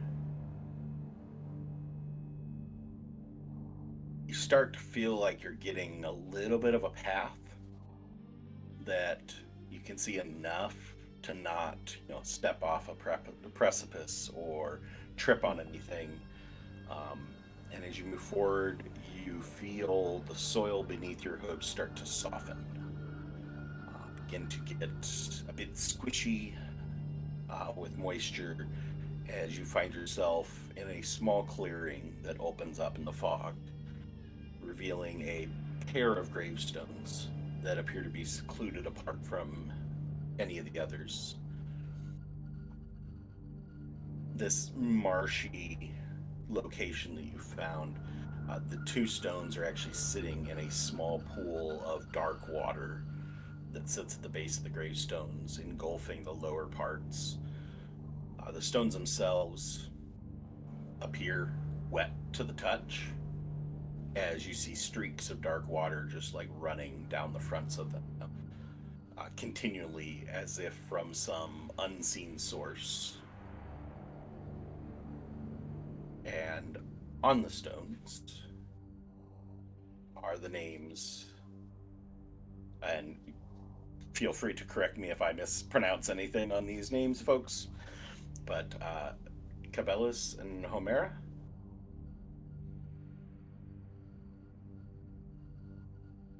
As you find these stones, what emotions and thoughts go through Tamerlane's head?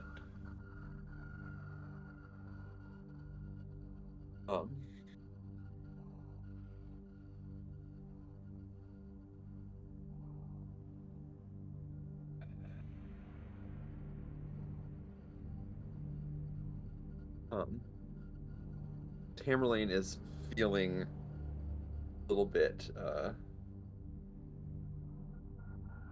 he's already not in a great place emotionally right now. And so confronted with the gravestones of his parents,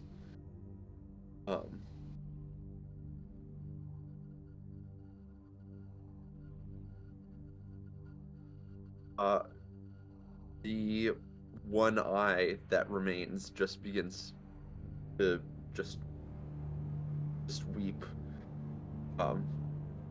and he starts having a breakdown, an emotional breakdown that he'd been putting off since he'd been murdered, died, as he's confronted with the mortality of his family members.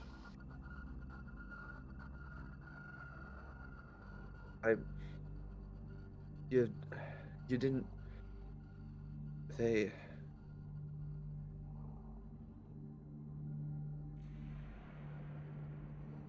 didn't get a grave.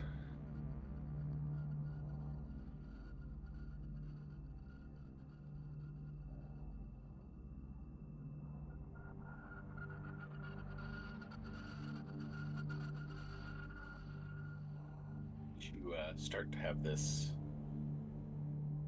breakdown. Tears just at the edges of your mind. You start to hear just a low roar of whispers, like steadily grows, not deciphering anything particular from it at first, but as it starts to pick up, not angry, not more questioning than accusatorial, as you hear these statements start to come to shape in your mind, hearing the voices of your mother and your father stating, "Why didn't you come for us? Why'd you not warn us? Why'd you leave us behind? Storm took us because you didn't stop it." Not all makes sense. Some go beyond anything that you could have possibly done. Doesn't matter. Doesn't make it feel better.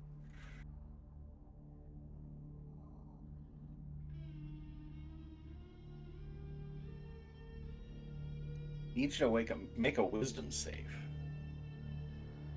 Ooh. Okay.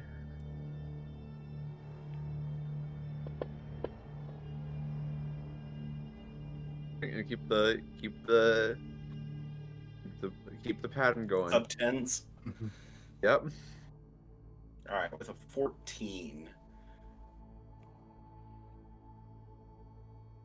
As I said, that it's not that all of them make sense or are logically sound, but just the words of your mother and your father going and throwing these at you when really were left with so many questions in that environment that can't help but have it just like bite at your mind, bite at your psyche as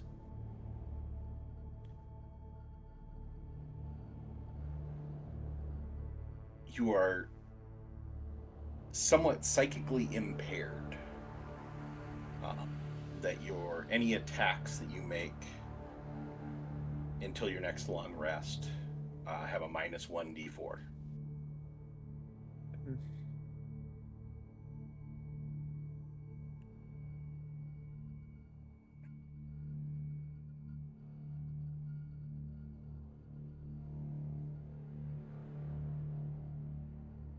What do you do?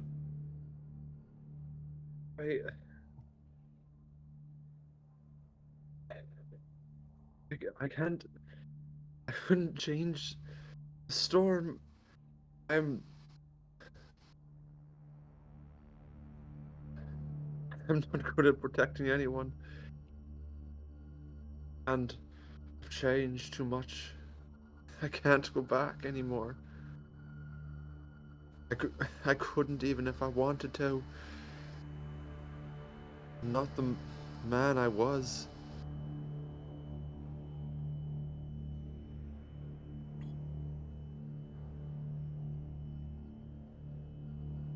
Hey, you can come back. You can be with us again. As you feel arms reach up and grab at your legs and start to pull you into the soil. You could be with us again. We could be together, a family.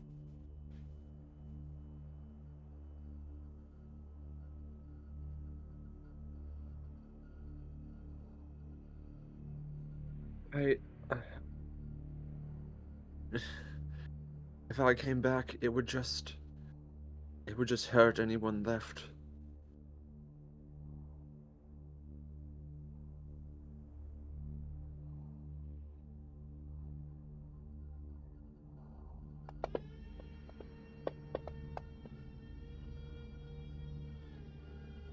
These arms, one set, strong, familiar pull, pulling at your front legs, pulling you down into the soil. Does a 16 hit you? A 16 just hits. Okay.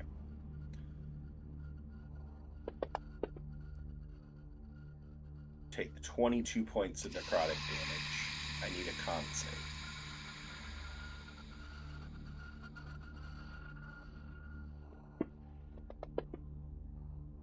Oh, I rolled off the 13. With a 6, just feel like you're being lulled into death, drawn in, just your strength sapping, your body just weakening as these arms pull at you. You feel another set of arms pulling at your back legs, but they kind of slip with the moist soil and don't get a good grab on you, and you don't feel that same pull. But the front ones, you are now like partially bottom part below the knee is now starting to sink down into the marshy soil.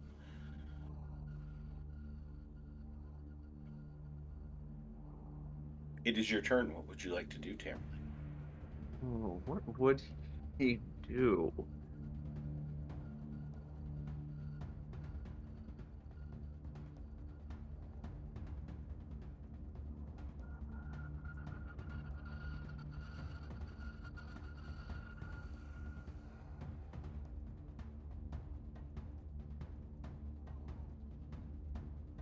Hmm.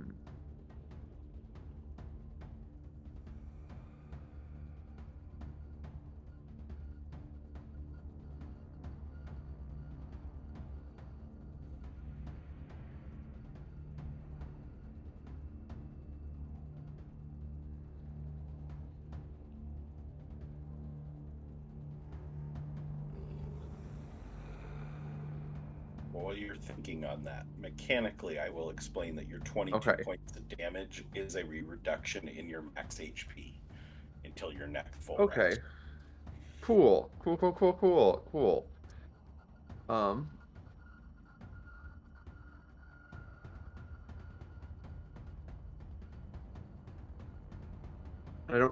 I don't physically see any apparitions or anything. It's more just like the land pulling at me.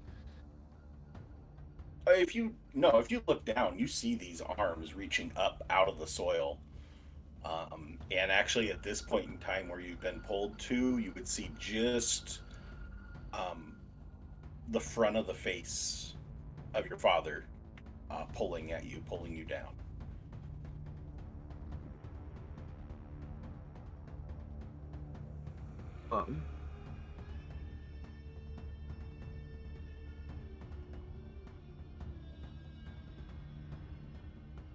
He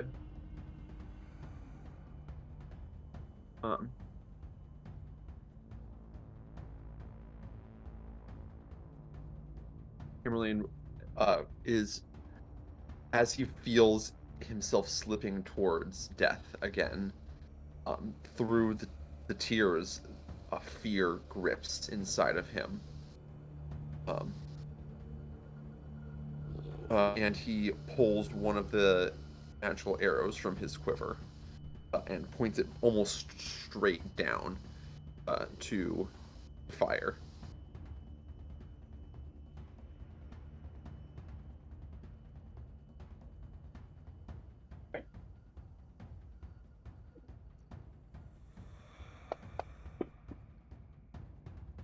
Oh no! 10 misses. Yeah, I was gonna say even with a D4 reduction. Yeah, Okay, so let me go again.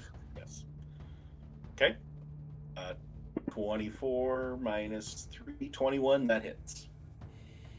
Okay. So he's using his rhymed ledge. Okay. So I guess let me roll damage. Yeah.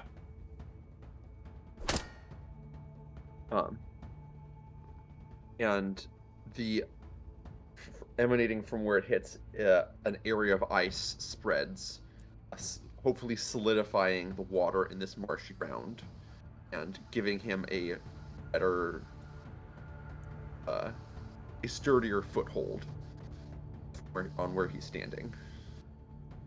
Okay. That is his turn.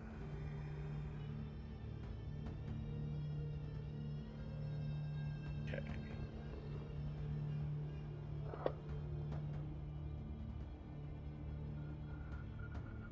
What's the DC on the Dex save that has to be done for moving across that? 17. 17. Okay.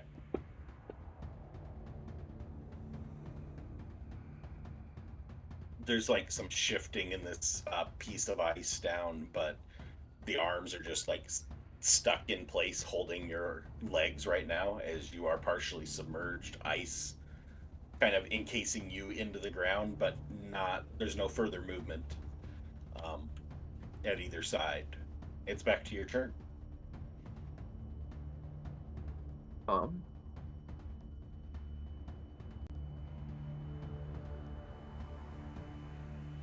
Can I try and pull myself out and move backwards, back away from this this sinking into the ground, these apparitions? Yeah, I mean, you basically just attempt to do a grapple, break the grapple. Okay. Sure.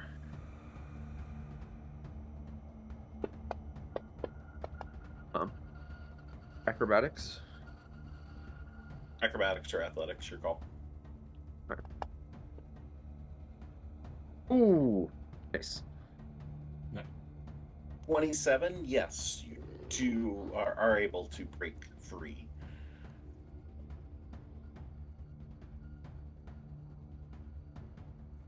Um,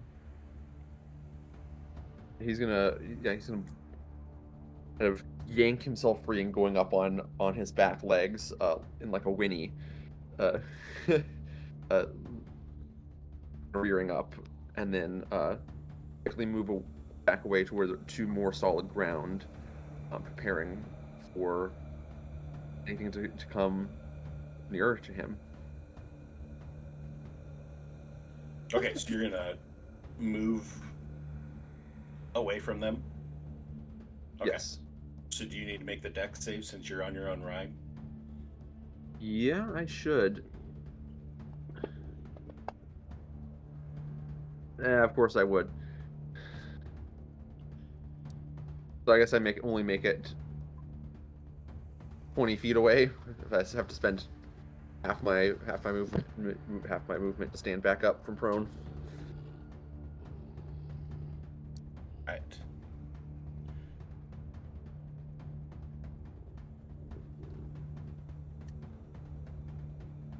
Don't run away. Join us. As they move through the mud. Anything you can do, they can do better. As they move closer and attempt to bring you back into the fold. 22 to hit. Half the hits.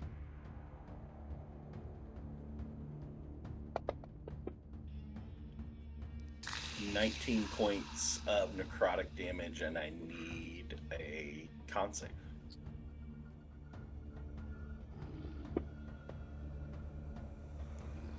Succeed. And the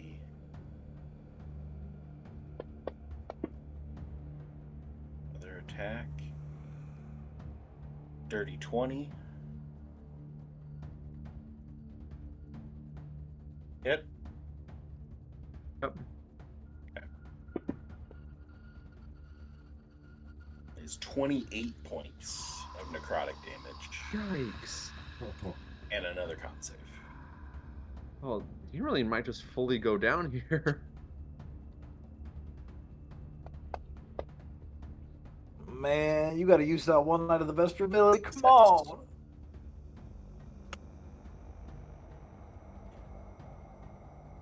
All right. It's back to your turn. Can I see these things? Or are they just like underground? No, they're reaching up out of the ground when they come into attack, so... Okay. Yes, you can see them looking. Now that one actually made contact on the backside and drawing your attention, you can see there are two ghostly beings, torsos, that are reaching up and grabbing and pulling your legs down into the marsh. One that looks like your father, one that looks like your mother.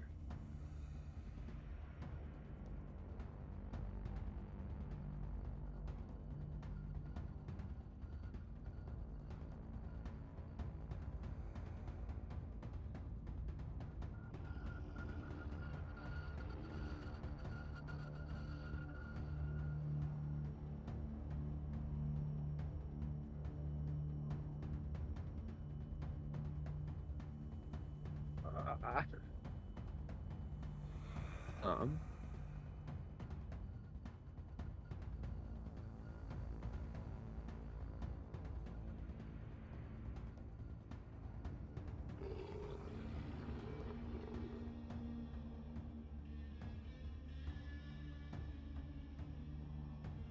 I don't even know what to do.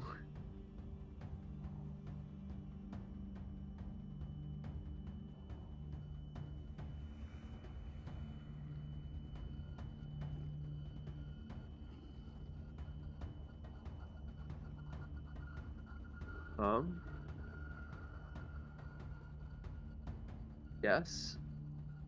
To draw out another arrow that crackles with electrical energy, and I try to turn around and point it back at the apparition of his mother that he hasn't shot at yet. Okay.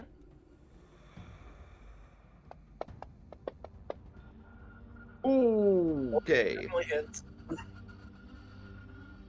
So There's our crit he's for the using, night. yeah, he's using lightning arrow. Okay.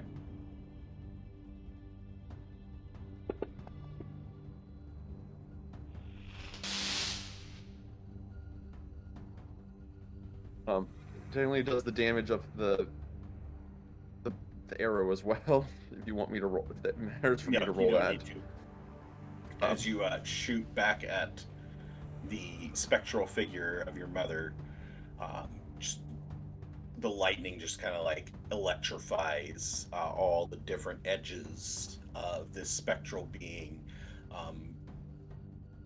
The heartstone glowing brighter with the psychic basic although this is a spell, but the psychic backlash that you're getting from doing this damage to your own mother. But watch as just her form just starts to dissipate and break apart, and a subtle smile on her face before it turns to fog on the wind.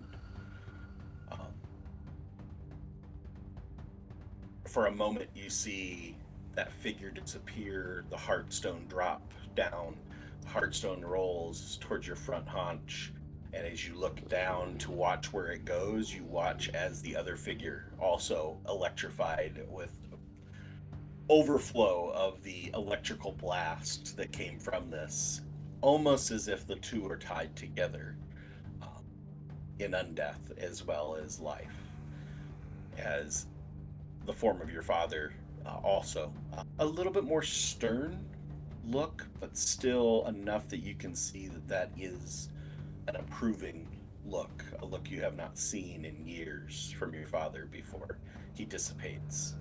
The two heartstones rolling together into a little puddle in the marsh as they crackle and spit bits of water splashing in different directions as they merge into one heartstone and glowing brightly with the sorrow you feel before slowly moving into a rhythm with your heartbeat as you calm down from the encounter. So, the lightning arrow also does damage in a 10-foot radius, so it would have hit my father. It also would hit me, so I need to roll a dex save. Okay.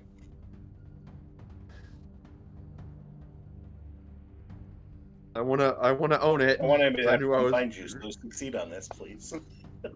yeah. Okay, good job. Okay, let me Smile. roll the let me roll the 2d6 or 2d8.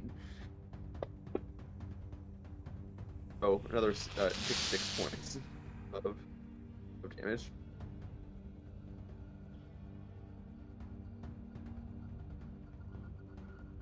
The part is you are still standing, quite Yeah. singed and depleted.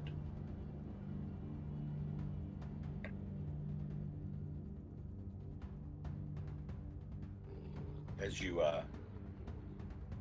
regain your footing, rearing out of that mire to avoid the lightning damage as best you could.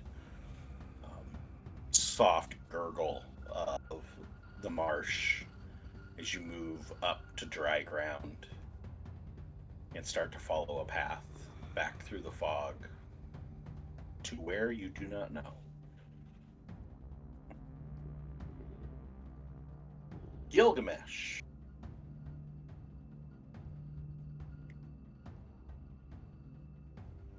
Your eyes peer out into the strange fog, searching for any landmark, but finding none. Eventually, feel moisture in the ground at your feet, granting you a sense of a little bit of comfort and home. At the edge of this shifting clearing that you find yourself in, you spy a single grave marker. But as the fog shifts, it reveals rows and rows and rows of stones, all similar but with slight differences. As you approach that one singular stone that stands in front, find its surface cracked with veins of metal running through it. Faint metallic tang hanging in the air. Looking about, you see that the other similar stones all bear in part the epitaph, Child of Gilgamesh, written in your handwriting.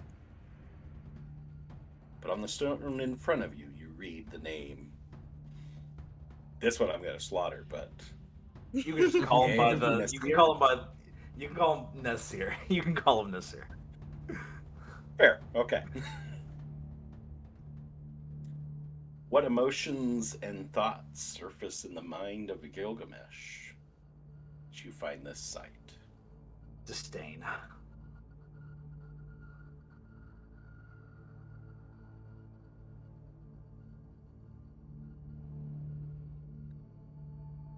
As you look out upon these stones, you sense a cacophony of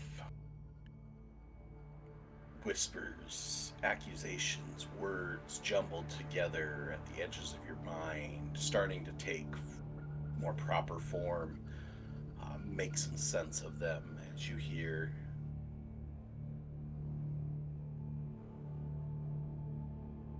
Why didn't you save me, Father?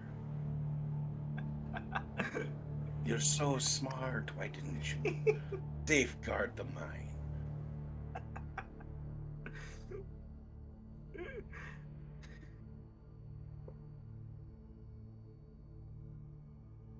What does Gilgamesh do?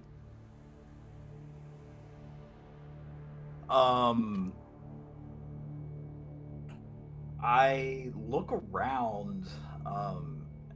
You know, my mind has been manifested. My book has been manifested. So I'm sitting here, like, I'm like flipping through these pages, right? I'm like indecisively trying to pick a spell to see if I can get out of here. And I hear this like noise and stuff. And, you know, I think like there's immediate disdain at this specific son of his. But I think there's like a mental barrier trying to just, you know, like, this place is playing tricks. I'm not gonna fall for it. I'm gonna use my rationality and willpower to just, you know, not try to be bothered by it. I'm gonna be in the middle of trying to cast a message spell if it allows it. You try, sure. Sure, I cast message. Who are we sending a message to? The person I would trust to second in command, Atlan, as my lab partner. So Okay, if I what's can, your message that you send? you know, if I can hear this like cacophony of like chaos and stuff, I'm gonna try to cut through it with a very like direct connect. Oh shit, I don't know what I'm gonna fucking say. I had all the time to think about everything up until this part. One more thing. If I look up, can I see stars in the moon, or is it all just like black sky? You can see stars. No moon. No moon. Okay. Casting message to Atlan.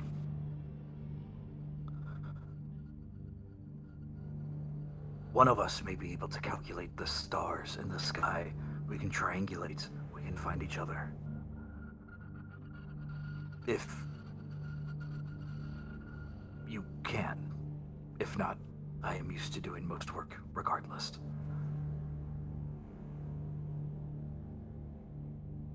Did you say this message? Atlan, you hear nothing. Ah. Figured. It wasn't gonna be that easy. As the message spells does require you to point the finger at the target. I just pointed a direction. I pointed a random direction. Hope for the best. It's free. It's on the house, you know. I do You don't that hear in any response. 22 You don't know separate if it directions. failed. You sent it to somebody. Nobody picked up on the other line. So. Oh shit! I messed up the zip code. Oh, someone's gonna get this. Message in a bottle type shit.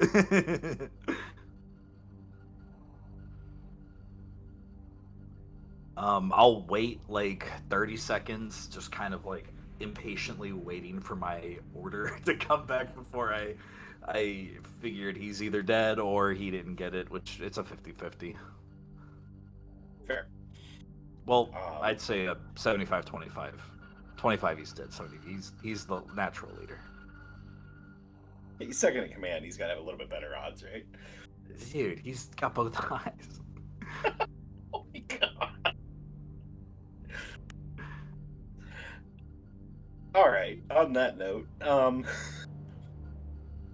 hearing no real strong response other than, I'm assuming, in-character laughter at the statements in your mind. No, I'm dead serious.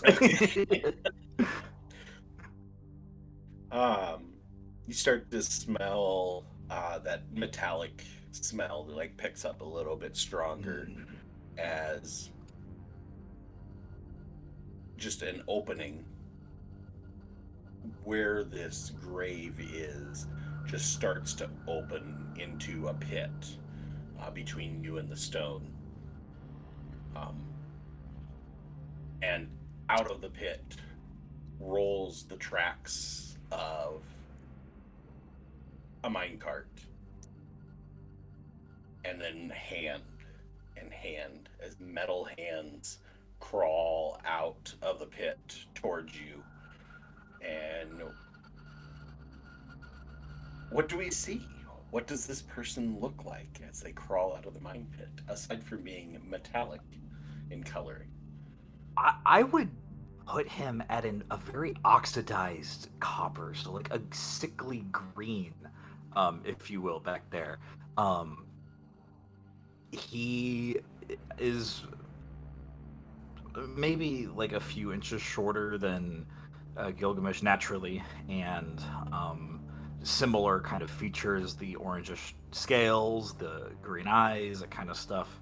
But his like half his like head is kind of, he got killed in a mine cave-in from poor quality copper, so you know his head is just partly, you know, like squished in like that. His arms all mangled and stuff. He probably has a limp, hasn't had any vaccines, so he's not looking too good, like, at all.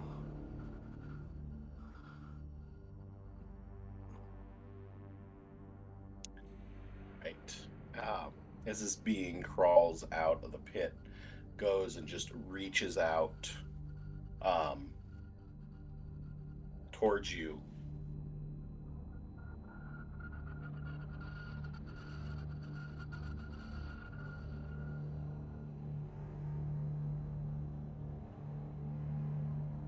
It helps if I search the right thing. Gosh.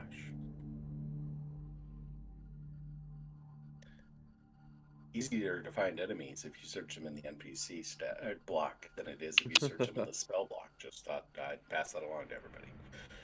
That sounds about right. Good to know. Yeah. I had to learn it. You have in your spell book.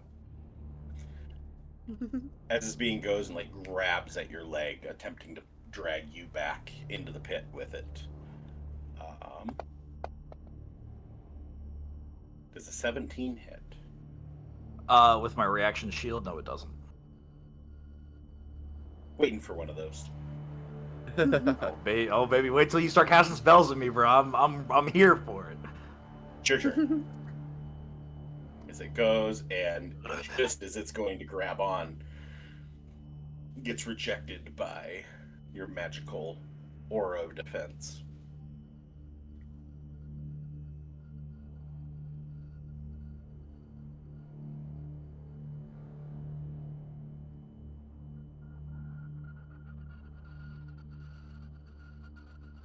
Hurtful. Only because distasteful. I'm gonna open my mouth. I want to cast Dragon's Breath. It is a level 2 spell. Okay. And he's made of metal. Let's do acid. Okay. We have a save, deck save. He is needs it to an make attack a. I believe it is a save. Yep. Half damage on a save. Save is DC 18. Dex. Yes. Shit. It fails. Epic.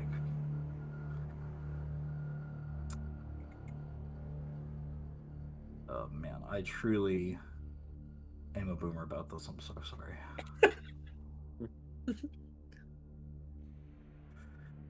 You'll learn how to cast spells in here about the time you go back to playing. Yeah, for Diesel. fucking real.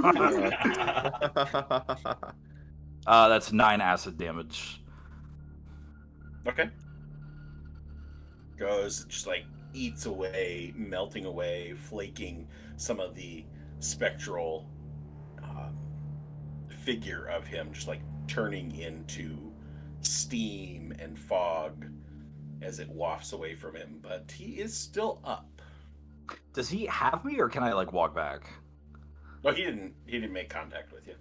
Oh, then yeah, I'm running away. I'm gonna use all 30 feet of my movement and just back the fuck up. I mean, we'll get attack of opportunity with its reaction, but Ooh,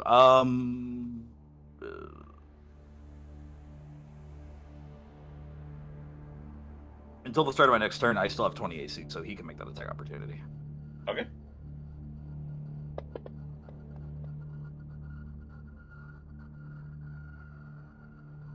That is a nat 20 crit. How did I know? It sure is. It sure will be. Do your worst.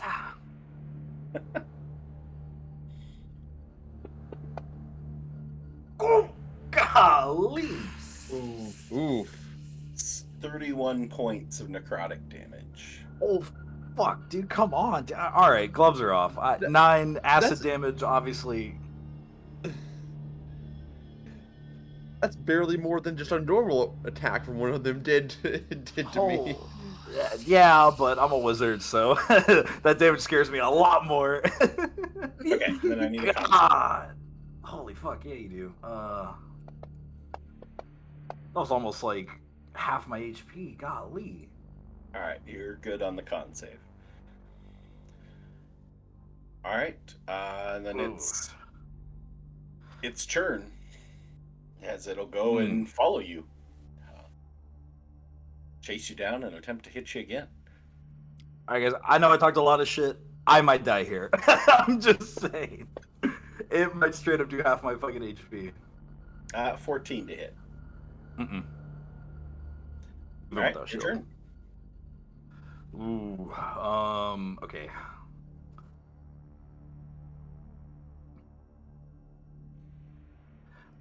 Yeah, okay. I'm not gonna be like a schmarmy asshole about this and be dismissive. I'm gonna take this as it is, as he like freaking eats into me. I'm not gonna say anything. I'm just gonna point my finger, and a beam of blue crackling light comes out. I'm gonna cast Lightning Bolt, a third level spell. Again, DC 18. For the electric. It nat 20 the dex save to a 22. Yeah. Come on, man. I need this. Half damage. Okay. Half damage, 8d6. Roll the damage. It's fun rolling lots of dice. Can confirm. And thank you, Caradwin, for being a good sport as the last person on the rotation and watching everybody else go. Oh, it's been fun. It's been entertaining watching all you guys be tortured. So. Okay, so that's 16 points of lightning damage. As you channel this bolt of lightning into your son, just electrifying his entire metallic form as it goes, shakes, vibrates with the massive amount of energy pushed through it before just exploding into flakes of ash and fog, leaving the heartstone that clinks to the ground, bouncing off a couple rocks, rolling over. And surprisingly, throughout this battle, other than the one time that you got walloped hard, Yeah. it really didn't show much reaction to anything that was going on in your head. There was very little turmoil in the mind of Gilgamesh until he started taking real turmoil of 31 points of damage. Number one, this guy, of course. I'm gonna walk up to the Heartstone, no H, and take a look at it. Can I perceive, observe, investigate it real quick before I stash it away in my bag of goodies? What you observe is, you can go ahead and roll. See whether you get any extra. 21. Ooh. Much the same description that others that have picked theirs up, that you find this vaguely glass object that has odd contours to it, odd folds of the glass where there's multiple layers in different places, thinner layers, and elsewhere the light that emanates from the inside of it. As you're inspecting it, you notice that it is in rhythm with your own heartbeat, and everything, it's fairly mundane beyond that. This vague shape of a heart organ, but just more so in size and scope than it is like the actual shape. You don't have like ventricles and things like that coming off the sides or anything like that. It's not that detailed. Beyond that, not a lot. It's just like a heart, but a stone. Real quick before we move on, can I just do a quick detect magic on it to see what the heck is this thing even? Oh, it's definitely magical, and definitely necromancy. Necromantic, okay. All right. With Gilgamesh down, that means we have one left, and it's to go back to Alfred. No. Caradwin, your perception fails you, and you struggle in the fog. Your hand is like going to grasp Atlan's hand, and it's not there. Just emptiness. You are left alone in the swirling mass of mist and fog. As you search for signs, trying to use your survival skills, look for, can you see the sky? Can you see the stars? Can you do something to try and map some sort of a landmark to move about? You ultimately stumble into a clearing in the fog, gaining sight back on the stars, which brings a certain amount of comfort as you find yourself in a forested space, spots amongst the boughs of the trees where you can still make out the stars above you, trying to keep some sort of a line on the stars as some sort of guidance to, I'm still going in the same direction I was before, I'm not going in circles, trying to keep that steady waypoint. As you do so, you find yourself hitting your knee on a stone and tripping over one of the gravestones beneath the shade of a tree that appears to shield this stone both from sun and from starshine alike. You have the faint smell of pine and incense wafting into your nose. And as you look back at the stone that you tripped over, you read the name Einar on it. In your handwriting.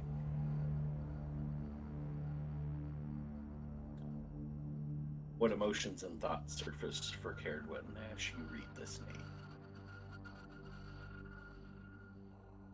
Just sadness, is remembrance as well of the just what he as like one of her teachers meant to her. And she kind of just kneels next to it and like has her staff like resting against like bits like she's kneeling, it's resting against the tops of her legs as she just reaches out and kind of touches the name as if kind of worried it will change or that it's not real.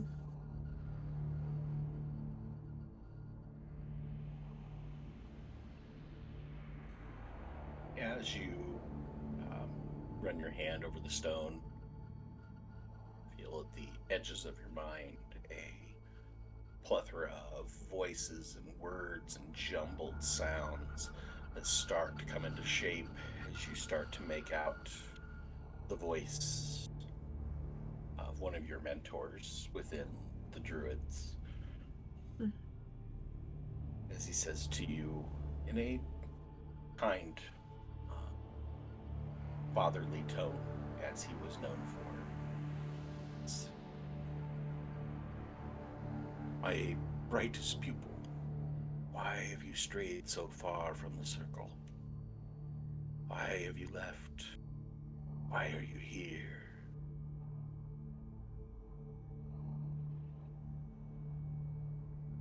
I'm trying to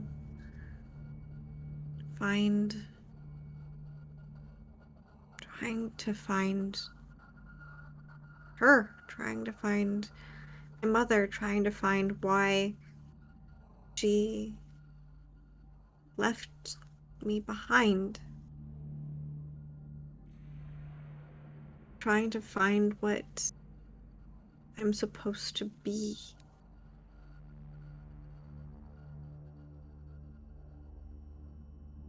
You had so much potential, so much that you could do. Gifts from the gods above, the starfield eyes and the gifts that go with it. But you wasted on childish things. It's best to move on, move forward. Let me help you.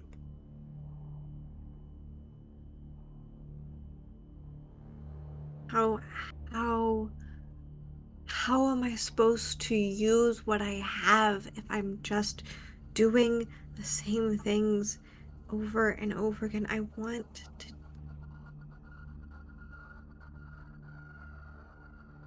want to know what else is out there. Isn't that what we're supposed to do? Sometimes we have to stray alone, but I'm not alone. I have friends and I don't know where those friends are.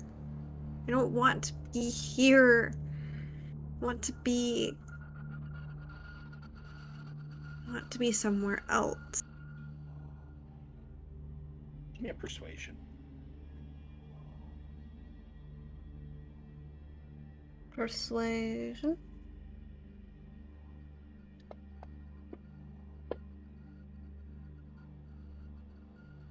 $16.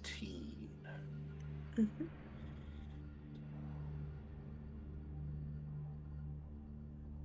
Very well.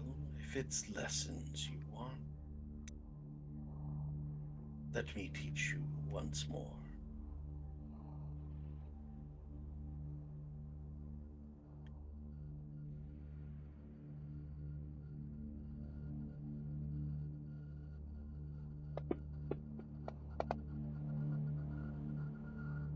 Does a 17 hit you?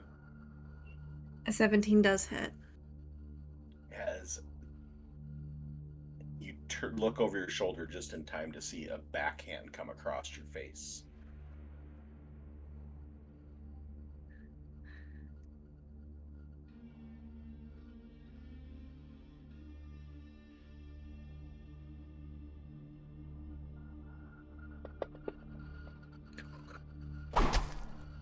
Hits you for 21 bludgeoning damage as just smacks you across the cheek, turning your head back forward.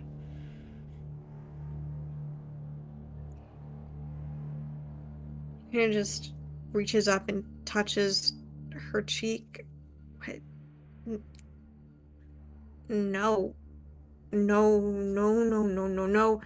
And she'll stand up and kind of try to like start stumbling away towards the forest with her staff gripped very tightly in her hands.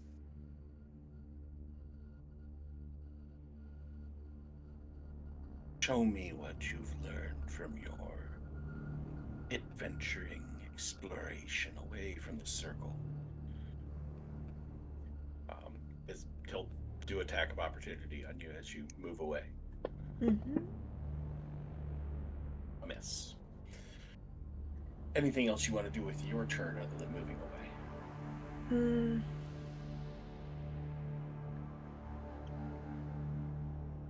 She knows who Einar was, and Einar was not someone. He was eccentric, but he wasn't gruff or mean. Is this? And I think when he says, "Show me what you can do," she knows to take it seriously. Because if you want to show what you're capable of, you have to go all out.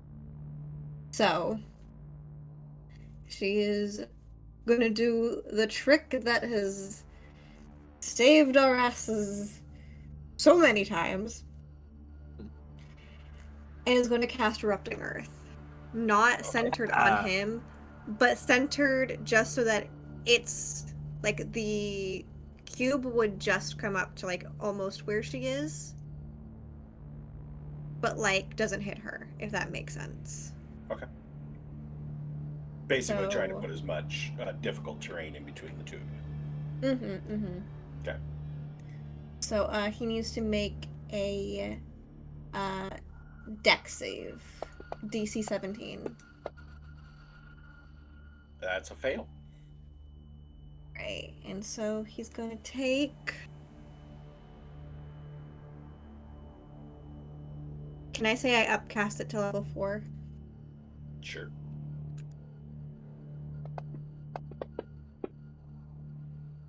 Takes 31 points of damage. Show me what you got. Okay.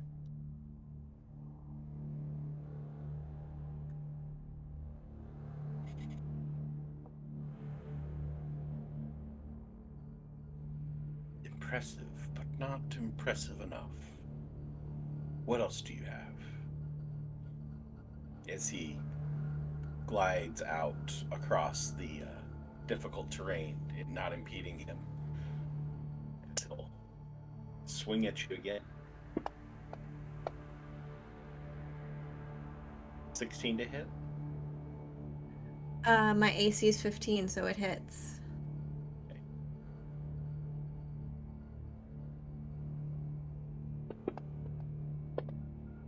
Okay. 24 points of bludgeoning damage. And it just punches at you.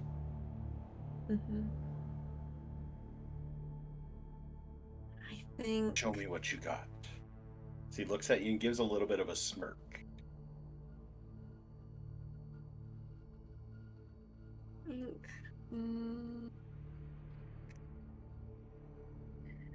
I feel I have so much stuff that does necrotic damage. That feels like a bad idea.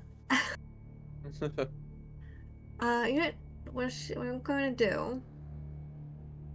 She's going to look up at the night sky above, catching sight of whatever hint of moonlight there is, and reach her hand up and almost seem to pull down that light and casts a moonbeam on him. Okay. DC 17 con saving throw. Con save. All right. That's a fail. Just barely, but it's a fail. All right, and so he's gonna take this much. Oh, I could have rolled so much better. Ooh, that's Oh. bad. Oof. You're fortunate he had 1 hit point before that attack, so Oh. it's just enough as you call down this beam of moonlight. It goes and just like bathes him in this radiant light, and he goes just starts to shimmer a little bit and then dissipate like waves of heat as he turns to fog and gives a smile of approval as he dissipates, and the glowing heartstone in his chest falls to the ground. Rolls to your feet, slowly So- taking on the beating and pulsing of your own heartbeat. She'll kneel down and pick it up and kind of like just cradle it, and will say, almost absentmindedly, but she's not dead. She isn't dead. She can't be dead. So why was her name here?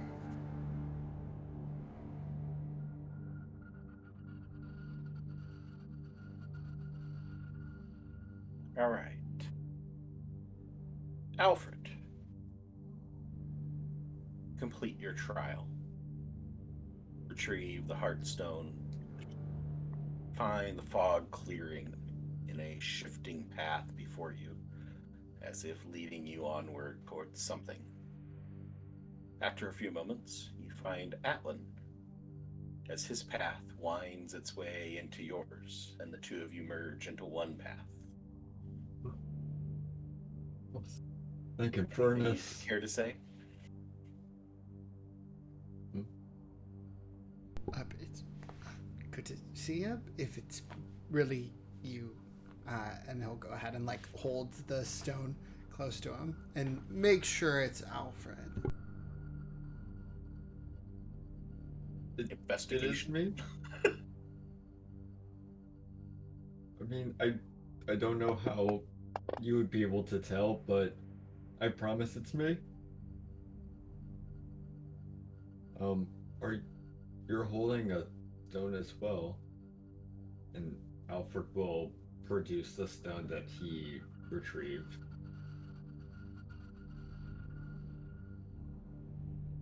Right. Did you also fight someone? Fight's kind of a strong term, I guess. I heard your voice off in the distance. Guess you had your own struggle. Right. I mean, yeah, fight is just a word, but it was something.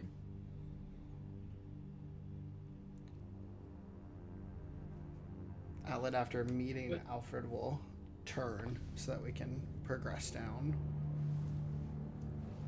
Continue through the winding spectral path, through the mist, and soon find Tamerlane as his path merges with yours. See the beam of lantern coming out of the mist.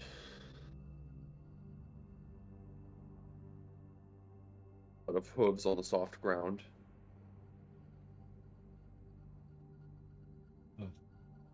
Good to see you, Tamerlane. I okay? suppose it's good to see even the two of you at a time like this. If you were turned friendly, I would be a little bit more suspicious. Yeah,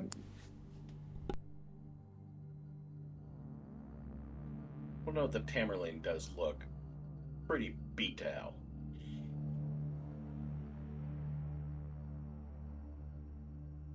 Yeah.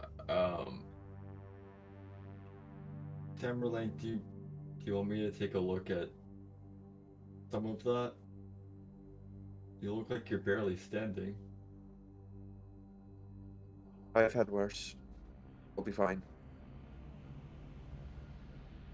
Right. Are we holding out for the others, or is it so bad that we need to address it now? And Atlan will kind of look over towards Alfred.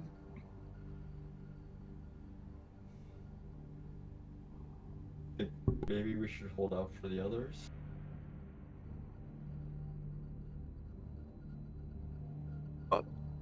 Notice he has 2 of these stones with him.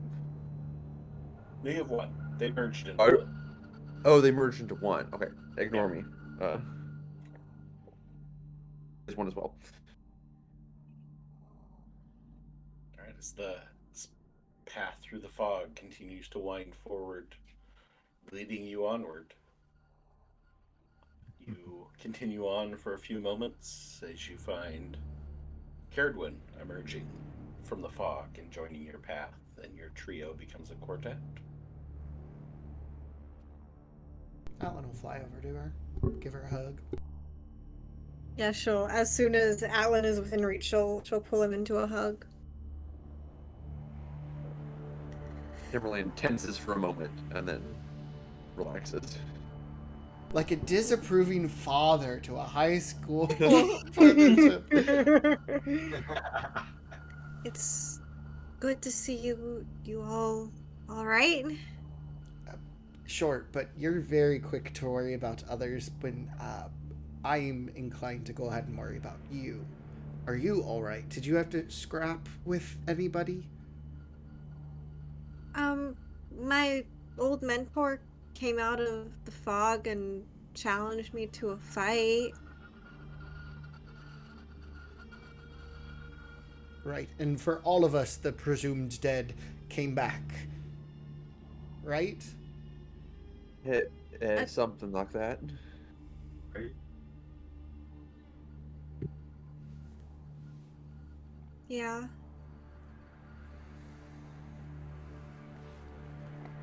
Well, onwards What are to you find, getting at? onwards to find Gilgamesh. I'm sure he's going to talk at length about the academic questions that he has about such an enigmatic graveyard. We have to. We're getting the band back together. Yes. Please, Tamerlane. All right. You continue following the path that's set before you by the opening fog. Overall, it seems like hours have passed since you had your encounters, as you've walked and met up with people and walked and met up with people. And eventually, you start to make out something take shape in front of you. Some large object looming in the mist ahead. And as you get closer and your vision sharpens, the fog diminishes, less and less layers separating your eyes from this object. You see this massive monolith come into view. And also, everyone's favorite skull measurer, Gilgamesh, who appears to reach this place with the monolith about the same time that you are, coming from a different path. As you all reunite, the 5 of you, in the shadow of this large monolith, a good-sized clearing, no gravestones in sight, only this large basalt monolith before you, rising roughly 30 feet into the air, has 6 flat, polished sides to it. Kind of think Washington Monument type style, just a large obelisk. Larger at its base. It's very imposing. Because of its large shape, it prevents line of sight from anybody other than, like if you were facing one side, you'd probably be able to see the people on the sides next to you, but not beyond that without your vision being cut off.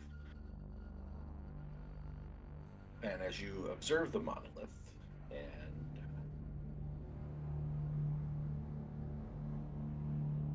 decide what to do, I guess, what do you do? You come to this clearing.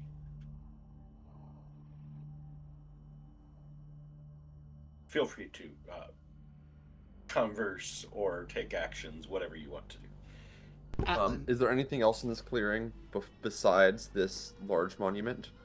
Nope. Just the monument. Just kind of the monument walled off by like the fog, basically. Yep. Basically, It's like the fog has formed an almost perfect circle around this monolith. Okay. Well, oh, go ahead. Alan's just gonna rap on his drum and cast Mass Cure Wounds for the group. Now that we have everybody back together.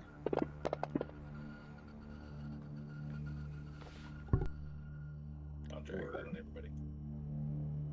Needed that. After help. feeling a little bit of life restored back into his body, Alfred's gonna walk up to this monolith and do what he does best. He's gonna take a look at it.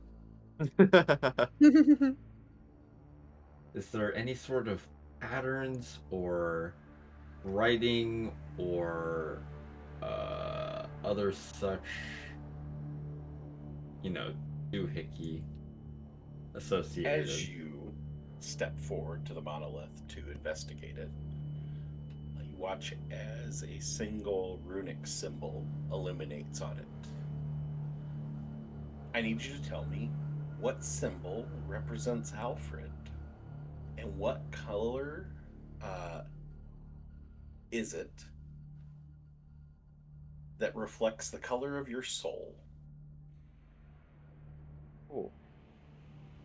Sorry, Alfred, you get stuck as being the first person who has no preparation for this. Okay. No, that's fine. Alfred,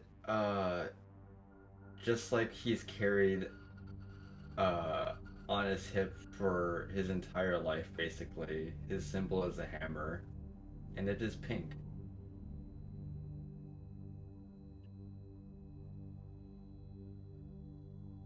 Aside from that illuminating runic symbol, it's a very nice, polished, perfectly polished, smooth monolith with the shape and sides and everything that you've seen before. There are no other indications of any sort of symbolism, any sort of runes, any sort of anything, other than this one that is illuminating on the side you are facing. Well, what else shall I do but place my hand on the symbol as if to grab the hammer? Okay.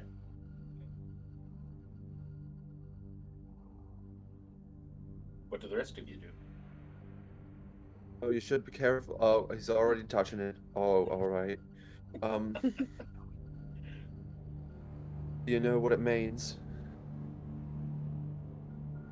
Are you asking me? Yeah. Nope, but we're gonna find out.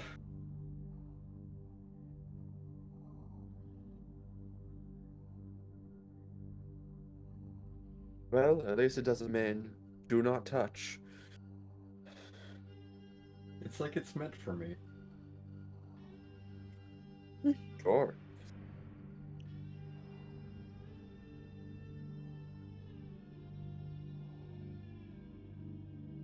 So I grasp, or I touch the pillar. Does anything happen? No.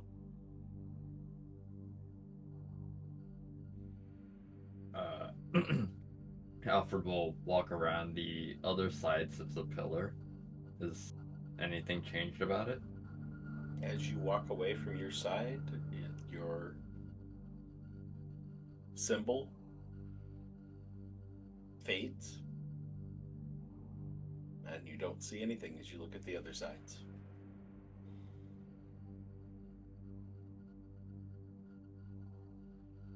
Caradwin will also approach the obelisk and start just like walking around it slowly, like kind of looking up at it.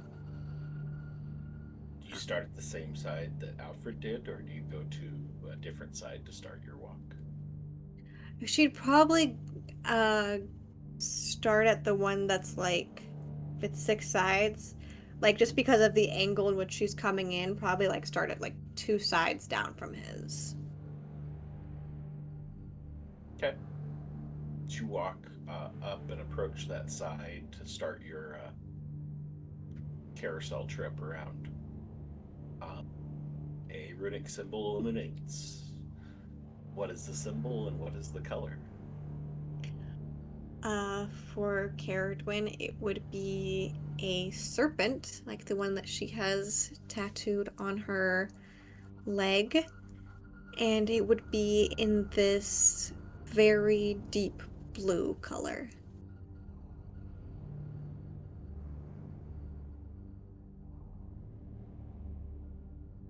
And she'll stop when she sees it. Okay. Huh. That's interesting. Say, Alfred, as you're making your rounds, you would see just be going past Caradwin as she goes and illuminates this one, and notice that. Oh. They're all And for the different. sake of simplicity, you all would have seen Alfred's illuminate when you got there.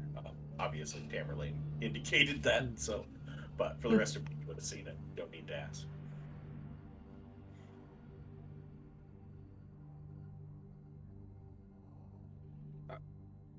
And I will make one correction. It is a 5-sided monolith because we were supposed to have 6 players. That was a 6-sided. So I'm gonna retcon that. Or Live retconning. oh, the tavern's weird. Dreamer Blink. changes on the fly. It went from 6 to 5 in a blink of an eye. What's Gilgamesh doing? Walking. If this is a 5th-sided column, I'm gonna find the column that's obviously waiting for me.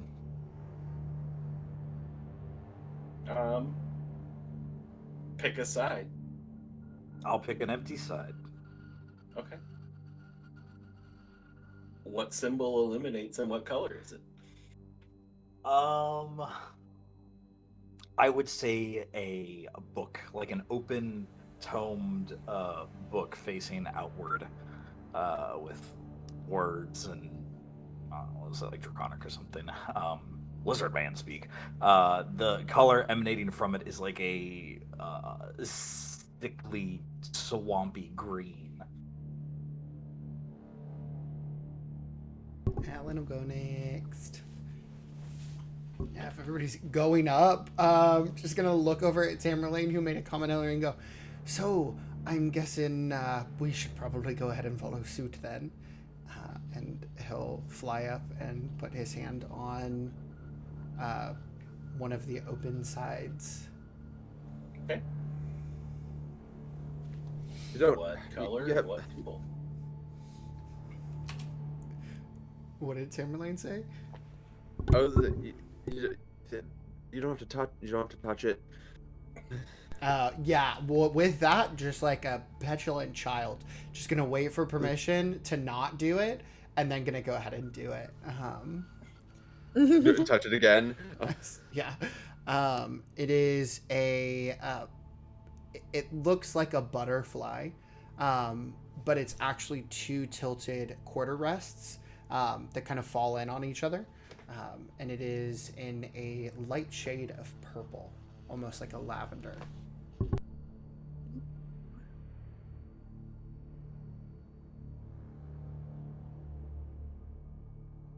Tamerlane. Finishes his trip around and gets back to his side. It illuminates again. And Tamerlane, there is one side left.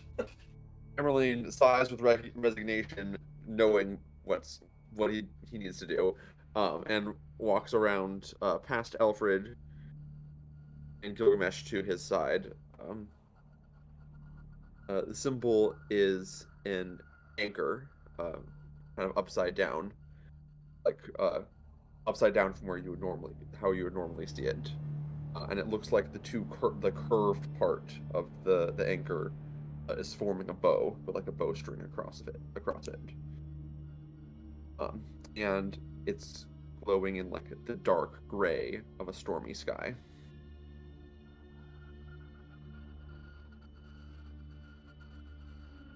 As Tamerlane reluctantly follows suit and finds the fifth side and illuminates the runic symbol on it. You all watch it about waist level on the monolith. A panel opens in front of each of you. Inside this now revealed little recess behind this panel are kind of ovoid shaped cradles or stands that look perfectly suited to match the heartstones in your possession.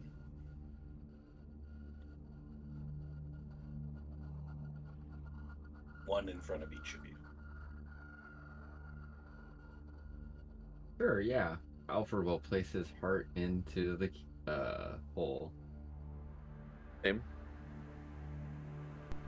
Peregrine will touch this, like, kind of like put her forehead to the stone for a second and say, "Thank you," before putting it in the hole. Alan will nod towards his and insert it. I will do the same. After putting it in, can I hold an action in case something happens? Something Sure, what do you want pops to hold? out. I'm gonna hold a fire bolt in case something jumps up and Okay. This has to As specifically the- say raw. Yeah. If he's like, "Hey there," I'm not gonna, fucking shoot him. Hello, everybody. As the last heartstone is placed in its respective cradle, the fog starts to swirl and move around you, obscuring your view of each other as you find yourself again standing in dense fog separated from your companions. However, the monolith in front of you and the heartstone sitting in the cradle still remain clearly in view. The heartstones glow, giving off this reddish purple glow that is kind of illuminating the fog in front of you and just kind of leaving you in this reddish purple glowing mist cocoon, as a tall, gaunt man with abnormally long limbs in a black hat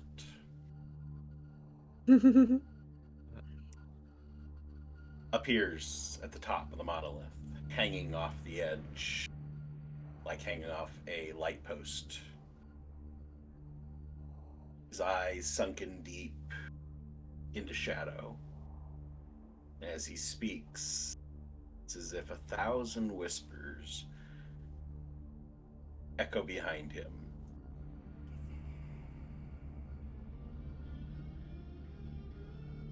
Just similar to the voices that came to you, the accusations that you heard, those things before. You hear just at the edges this cacophony of whispers, different saying a jumble of words that doesn't make sense before. Just out of the din comes a strong voice, but his mouth doesn't move.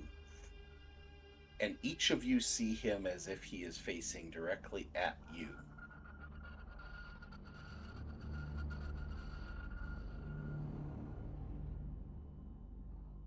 You fought your ghosts and won, yet your hearts still beat apart from your chests.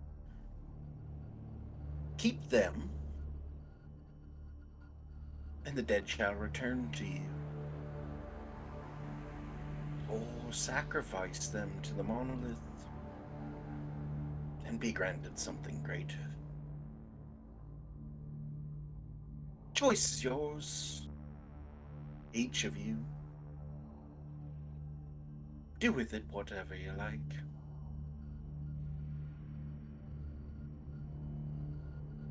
Finding yourselves obscured from each other, being granted this semi-cryptic offer.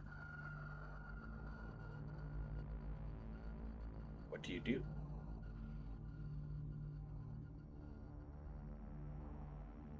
I guess, what does each of you do? And you know what? Let's roll d20s to see who goes, and you're going to make you Jeffin. Ooh.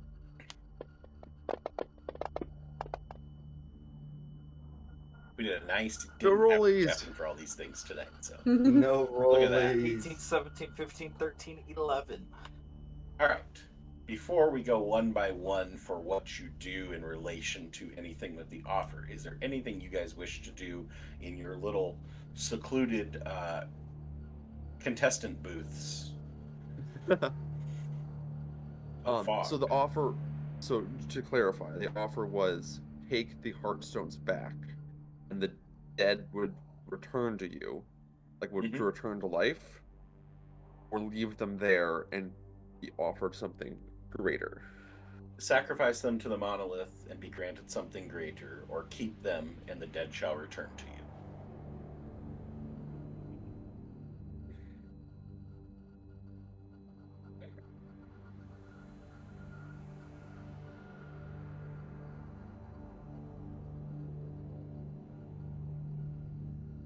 And if you guys just want to, if you have nothing that you wish to do while everybody can hear, just hold your hand up. And once I got everybody has acknowledged that, then I will move on to going through the order.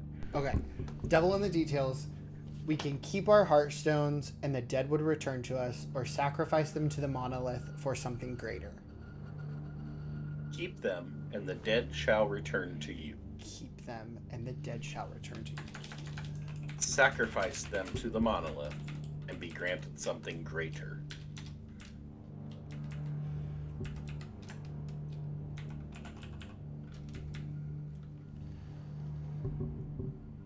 We're just looking at the top two. You guys, when you're ready to go. Okay. Gilgamesh with an 18. Everybody else, Jeffin.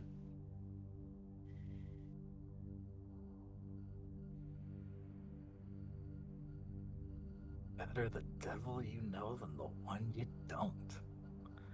Unfortunately, there are no devils What here. does Gilgamesh do? I'm not taking the fucking heart back. That seems to make sense. That dumbass I don't need that dude. died. Hell no, bro. He was weak. Not powerful, not strong like me. Okay. The dead can remain dead. But if I have something to gain, more to learn, surely I stake my claim there. Always take what's behind door number 2, right? Hell yeah. Always Okay. the even number.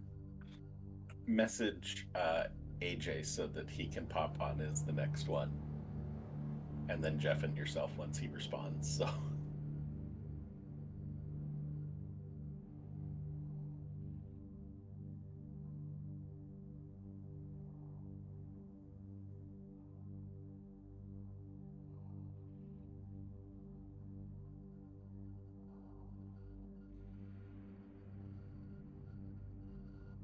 Cool. I have no idea what he sent you. Uh, No message. no, he just said, guess who's next? Well, you had the next guy's number, so you knew you were coming next. What does Atlan want to do? So the offer has been put out there.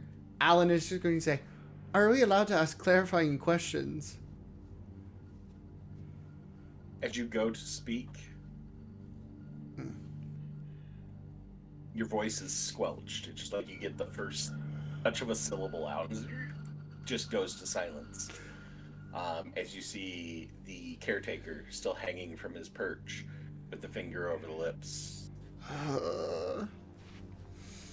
Yeah, as Atlan can't choke out the word, he's gonna look at the Heartstone is still embedded in the monolith. It's sitting there in the cradle you set it in. And it's in time with Atlan's own heartbeat. Because he's feeling a little bit of stress, so it started pulsing more. Mm-hmm. It follows your emotions. Burns brighter when you're stressed or in pain, and dimmer when you are calm and collected. Yeah. He's gonna go ahead and look up. He's not gonna say it, presumably, but he's gonna think it. And we can keep them, and the dead shall return to us. But it's in tune with us. It's a part of us. He doesn't want to sacrifice what's in tune with him because it's losing a part of himself. So he will go ahead and keep it. As in, you're going to take it back? Yes. Okay. Alright. You want a message? Caradwin, yeah. Caradwin? Yeah, I can go ahead and message them and then real quick. Jeff and yourself. Is you... Okay, cool.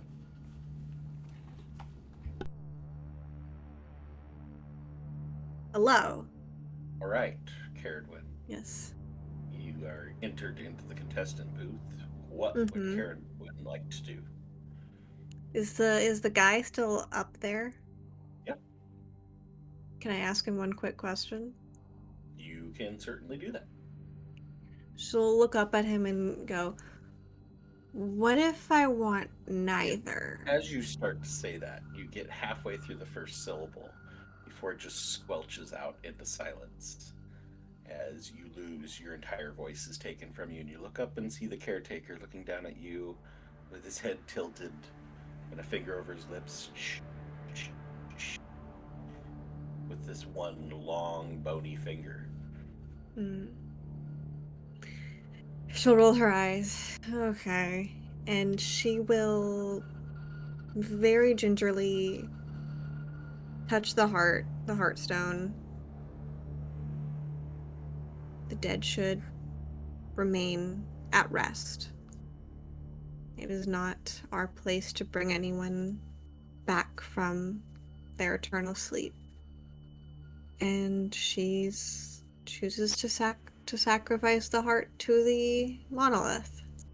Okay. I don't know if I have to do anything or... Nope. Just need to message Alfred to let him know he's next, and then Jeff and yourself once you get your message over to him.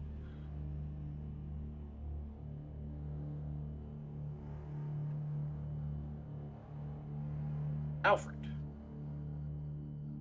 Hello. Welcome to your contestant booth. This is some game show. What would Alfred like to do? Alfred will leave the Heartstone in the obelisk. Okay. I like the simplicity. Yeah. He has already made a deal once before while in the tavern, and he does not want to make another one unnecessarily right now. And also knows that Lee cannot come back. Alright, I'll have you message Conrad to let him know he's up next, and then you can Jeff it yourself again.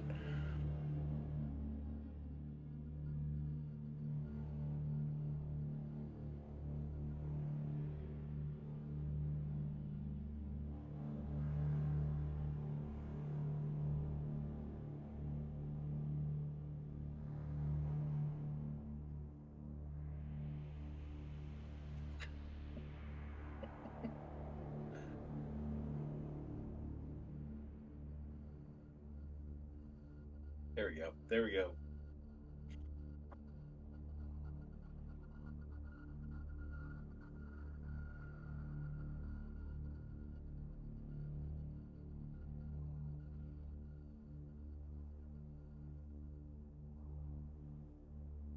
Not sure why it didn't stick. It like it double clicked. It went, it was gone, and then it was back. So, all right, down to you, Tamerlane. What would Tamerlane like to do? Can he ask a question? Can certainly do that.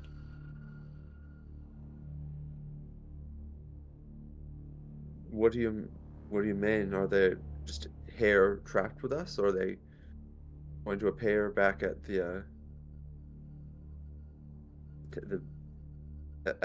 at home? As you begin to say this, you get like half a syllable out before your voice is just squelched into silence. And every effort you make to continue to speak is just complete absence of sound. Looking up, you see the caretaker looking down at you with a finger over the lips, shaking his head back and forth. Shh, shh, shh, shh. Tamerlane would make a rude gesture at the the caretaker.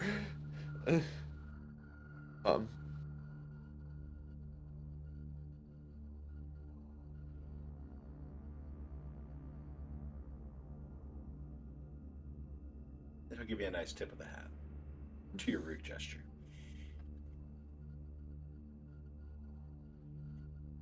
I think with everything that's happened to him in the last room, and with the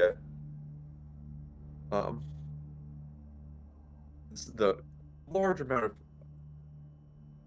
really large amount of emotions that really don't have any good place to go, and just kind of the just instinctual anger and frustration he's feeling at the shushing, and the guilt, he's not sure he would want his parents to see what he became. Okay. Like he kind of said with to what he believed were their spirits. He doesn't. He feels like he's changed too much. He can't really go home. So he's gonna take the stone back. With a very very frustratedly, as much as you can angrily grab something from a pedestal. Okay, so just for clarification, you're going to take it in order to no, have the dead leave. return to you, No. or leave it? No, yes, I got that. I got it backwards. Okay. Everything you'd set up yes. to that point, leaving it, and then you're like, oh, what? Wait, okay. Just wanted to make sure I'm on the same page. No. Yeah, no, Okay. I got it. Just, I had it backwards in my head. Yeah. Okay. He's gonna Sacrifice it. Leave it there. he's gonna sacrifice it. He's gonna yeah, he's going to leave it. Just kind of cross his arms, look up at this entity, not feeling quite bold enough to shoot at it. Okay.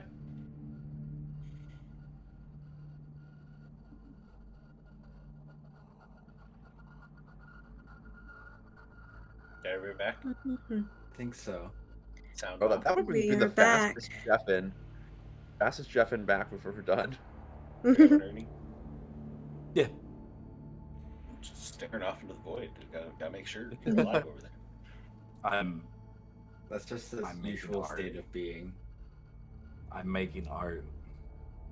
As you each make your choices in the swirling fog, the fog banks that have kept you secluded dissipate, draw down, receding into the tendrils that you started with, revealing each of you looking at each other,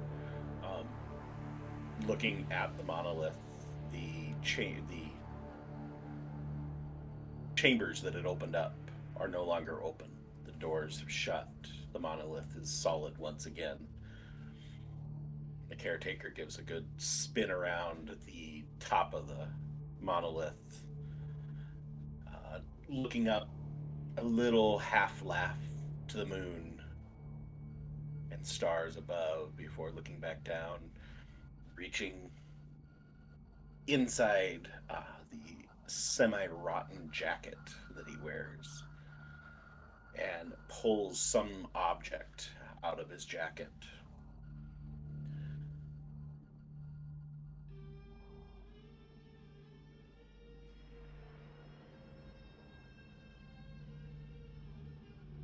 I suppose this is yours. He goes and he tosses the object to Alfred. Alfred, give me a sleight of hand or acrobatics or athletics, something along those lines, to catch this object as it's thrown to you. Oh, all right. I'll take a sleight of hand.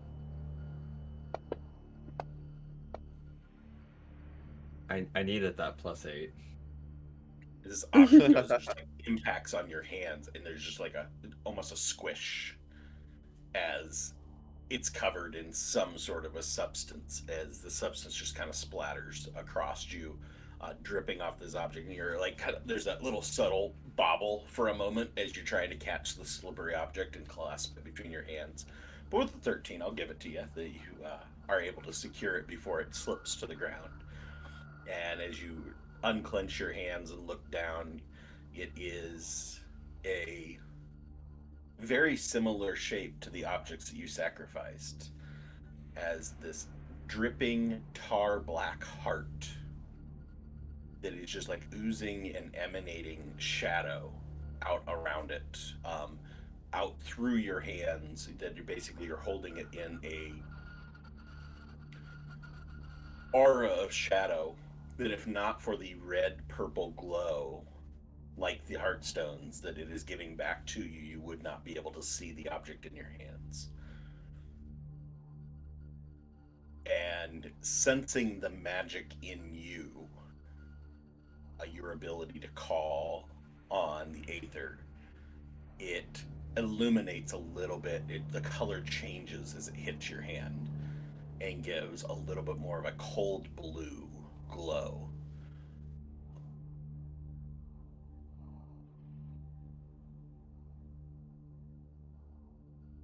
As you're taking this in, the others that are standing next to you, observing this object being tossed, everybody wanting to know what's behind door number 2. What did we trade for?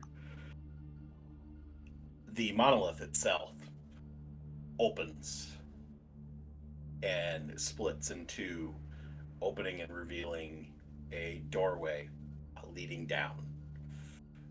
In the ground, another trap door that opens into black abyss beyond. Best be on your way.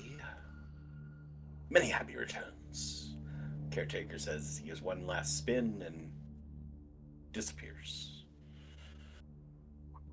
Everyone gives him a little wave.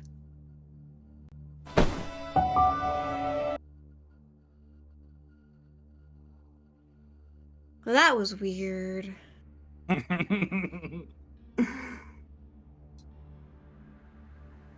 So was Alfred the only one that got something?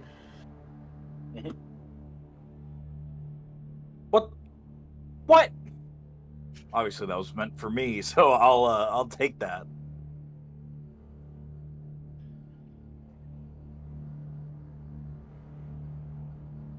Can Caraduen just like peer down the trapdoor and see if she sees anything beyond? Yeah, give me a perception. Cool. Because we like to roll dice. You know what? It's almost like we're playing a dice rolling game. Yeah. Oh yeah. 17. It's just like staring into a dark room with no light source.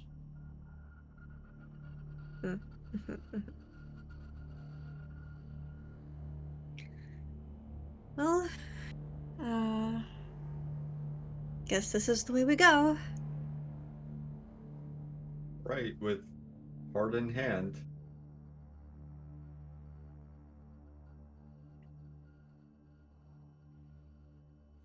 Alan For you, wants specifically. this kind of probably go ahead and keep that in like a jar or something.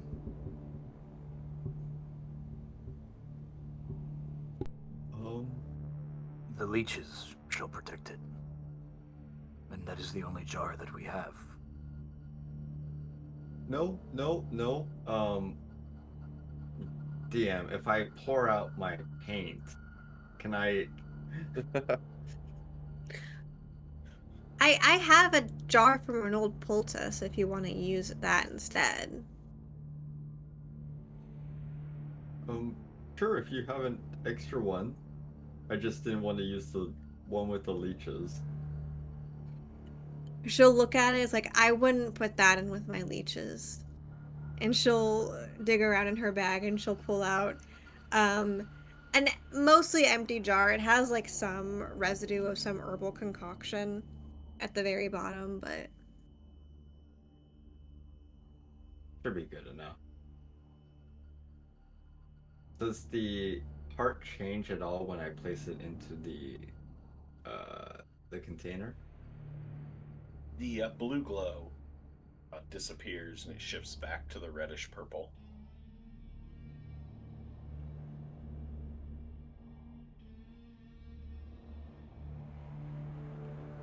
Alright, well, thank you. I have now a heart in a jar in my hand. That one's gonna be really awkward to go ahead and explain to you if you happen to forget about this place. oh yeah. I'll just have to remember. I've always remembered, right? No. Please explain to me after this. Before we go through, just to double check so we all make sure that whatever I have to explain to you later is correct. What choice did we all make? They gave an obvious monkey paw. If you kept your stone, then they promised your loved one back. And if you put the stone in the obelisk, then you would get a little treat, I guess. You would get something out of it. The monkey's paw being zombies.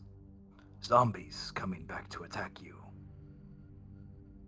Well, I couldn't imagine it would actually be somebody that's been dead for over a decade. Stinky.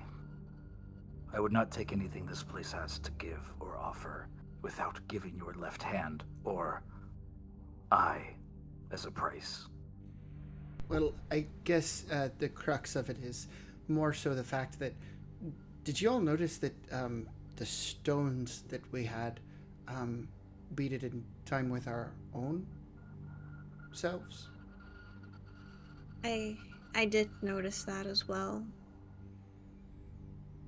So if we sacrificed it, couldn't we possibly be sacrificing a piece of ourselves? Even though this whole place feels like we're doing it with the memory of others? Did anyone keep their stone? You No. didn't? What is that? I then? didn't. That's... Why did you get us... Wait, so just to clarify, you said something greater. She points at Alfred. She'll point at Atlan. You said to keep the stone. Well, it's part of us, right? We lose the memory. I'm not inclined to go ahead and bring back the three of them as zombies, though. That's at least not how I interpreted it. That's not what I'm concerned about. I'm concerned that you're the only one who got something. She says, pointing at Alfred. I gotta interrupt for a moment because I gotta get clarification because I'm getting different vibe than what I thought your answer was, Alan. Perfect. My understanding was you left that stone in there, that you did not take the stone. No, the understanding was that it was in tune with us, so why would he leave something that was in tune with him in there? Okay. Gosh darn it, So we're gonna have to shushing rewind man. a little bit Gosh there. darn it, shushing man. I couldn't ask my No. question. Cushing, man. All right. Retcon. Second one of the session. Just clarification. Did anybody else take their stone? Monkey's paw. I'm not trying to get zombied. First stone. So you guys get to see a little bit mechanic here because we have to work on this. Atlan has a stone. You do not have the heart. Nobody has anything else. Atlan has a stone.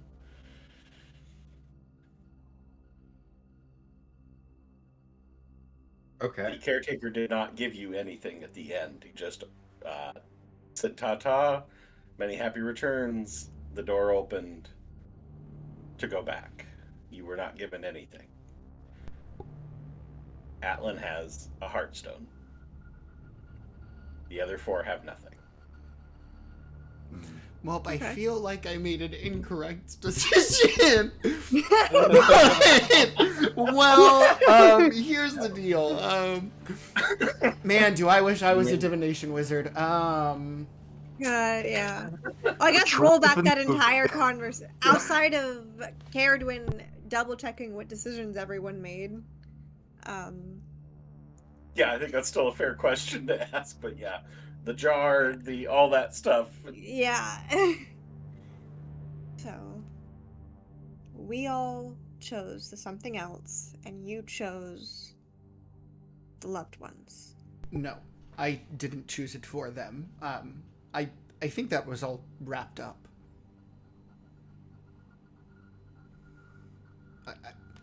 I chose it because it She'll shrug. beat in tune with us. So you might have been sacrificing something of yourself.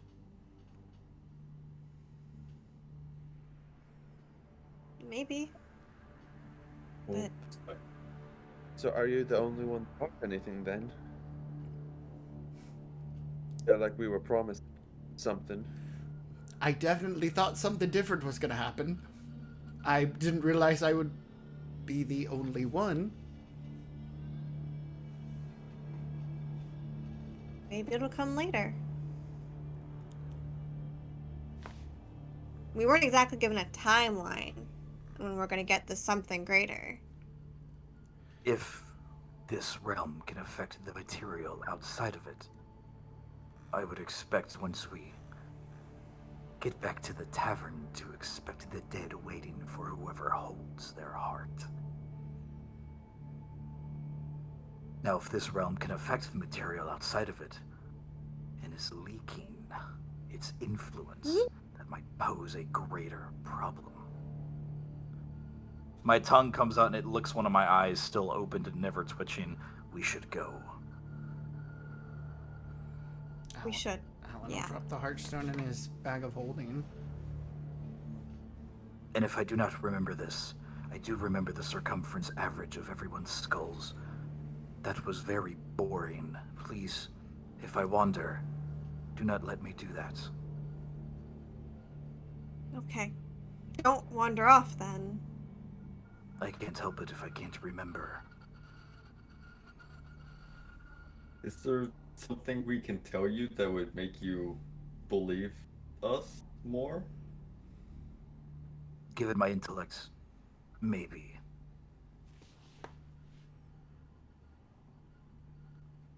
Maybe not. We will see. Is there a door to get out of here? Yeah. There's a trap door where the monolith opened it. Gotcha. We walk. Yeah. I'm so sorry for whatever I've just done. Oh no. about I it. didn't realize that y'all were Peace. such good people and we're going to choose this without thinking of the consequence of oh! Okay. It's fine. It's fine. Alan did the right thing in his own mind. I'm screaming. That's all that matters. Oh, yeah, that's the important part.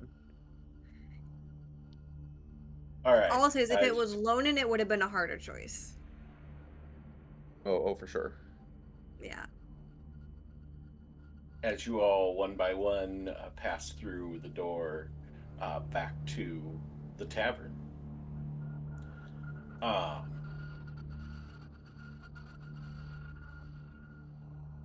Passing into the void before the sounds of drinks clinking, fire roaring, and you find yourself back in the familiar but unsettling Dreamer's End Tavern. All of you, for the most part, intact. Nobody's missing any appendages or eyes or anything like that. A few little bit more worse for wear than others. And Atlan with a Heartstone.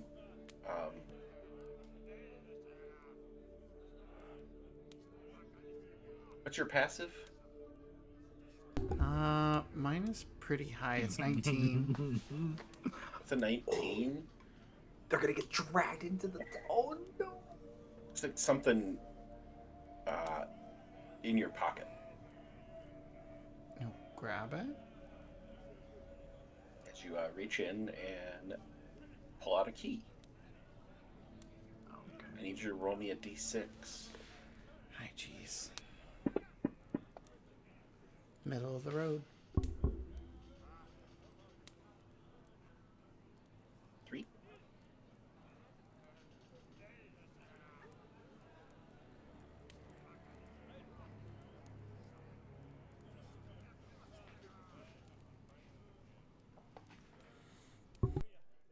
Oh, sorry, d8. My bad. Oh, I can roll that and watch me still get a 3. Oh, no, I got a 1. Gosh darn it. We die. Mm-hmm. You find a scroll key.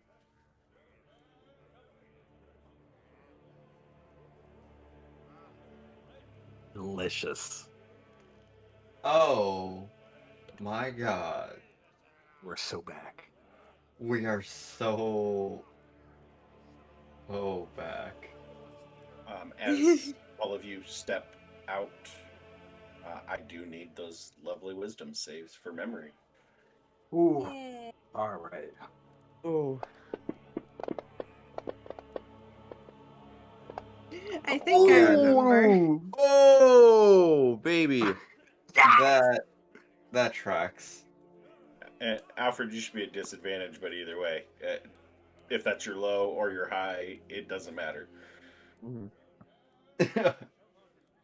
Roll a 1. Go roll another one. Yeah, Let's take you the know what? lowest. Let's take that one. Oh. Damn. That just Damn. feel worse. Damn. You really All right, took with it a out of 6, me. Alfred is the only one who does not have a memory of what happened in that chamber. A 15 save. A d6, sorry. Which will make it easier for you to not have to remember what stuff got retconned in the middle of it. So, Yeah. all right, as the rest of you preserve your memories with those 2 lovely nat 20s in there, Mm-hmm. the streak is broken, Tamerlane. Woo! Finally, the nat 20.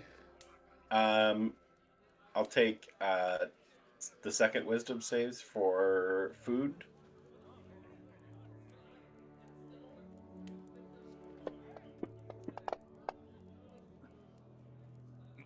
Is this one also at disadvantage Oh yeah.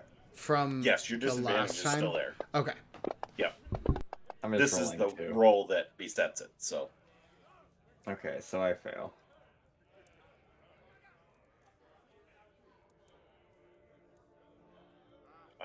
everybody fails. Man, we went from 2 Wow. nat 20s to 2 2s. Damn, that's a swing. Wah, wah. You give and take. The monkey paw curls. Right. So you are all tempted to eat the food and drink the drink, while all of you have your memory except for Alfred. Atlan remembering that he has a heartstone in his bag of holding, which is a really interesting concept as to if you don't know something's in your bag of holding, how do you get it out of your bag of holding? You turn your bag of holding inside out and see what comes out. Or you pierce put it another with bag of a holding in it. portable hole. Yeah, obviously.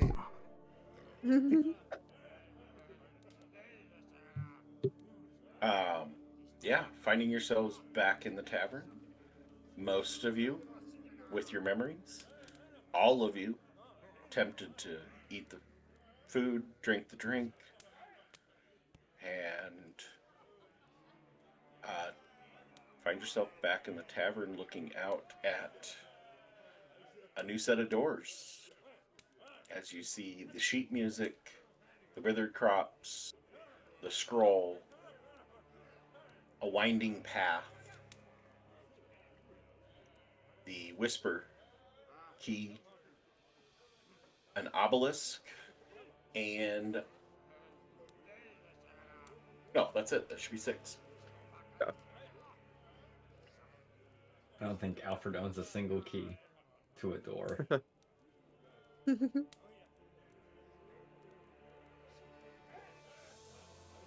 We're at the cloud, the cottage, fruit, the swords. Yeah. The withered crops.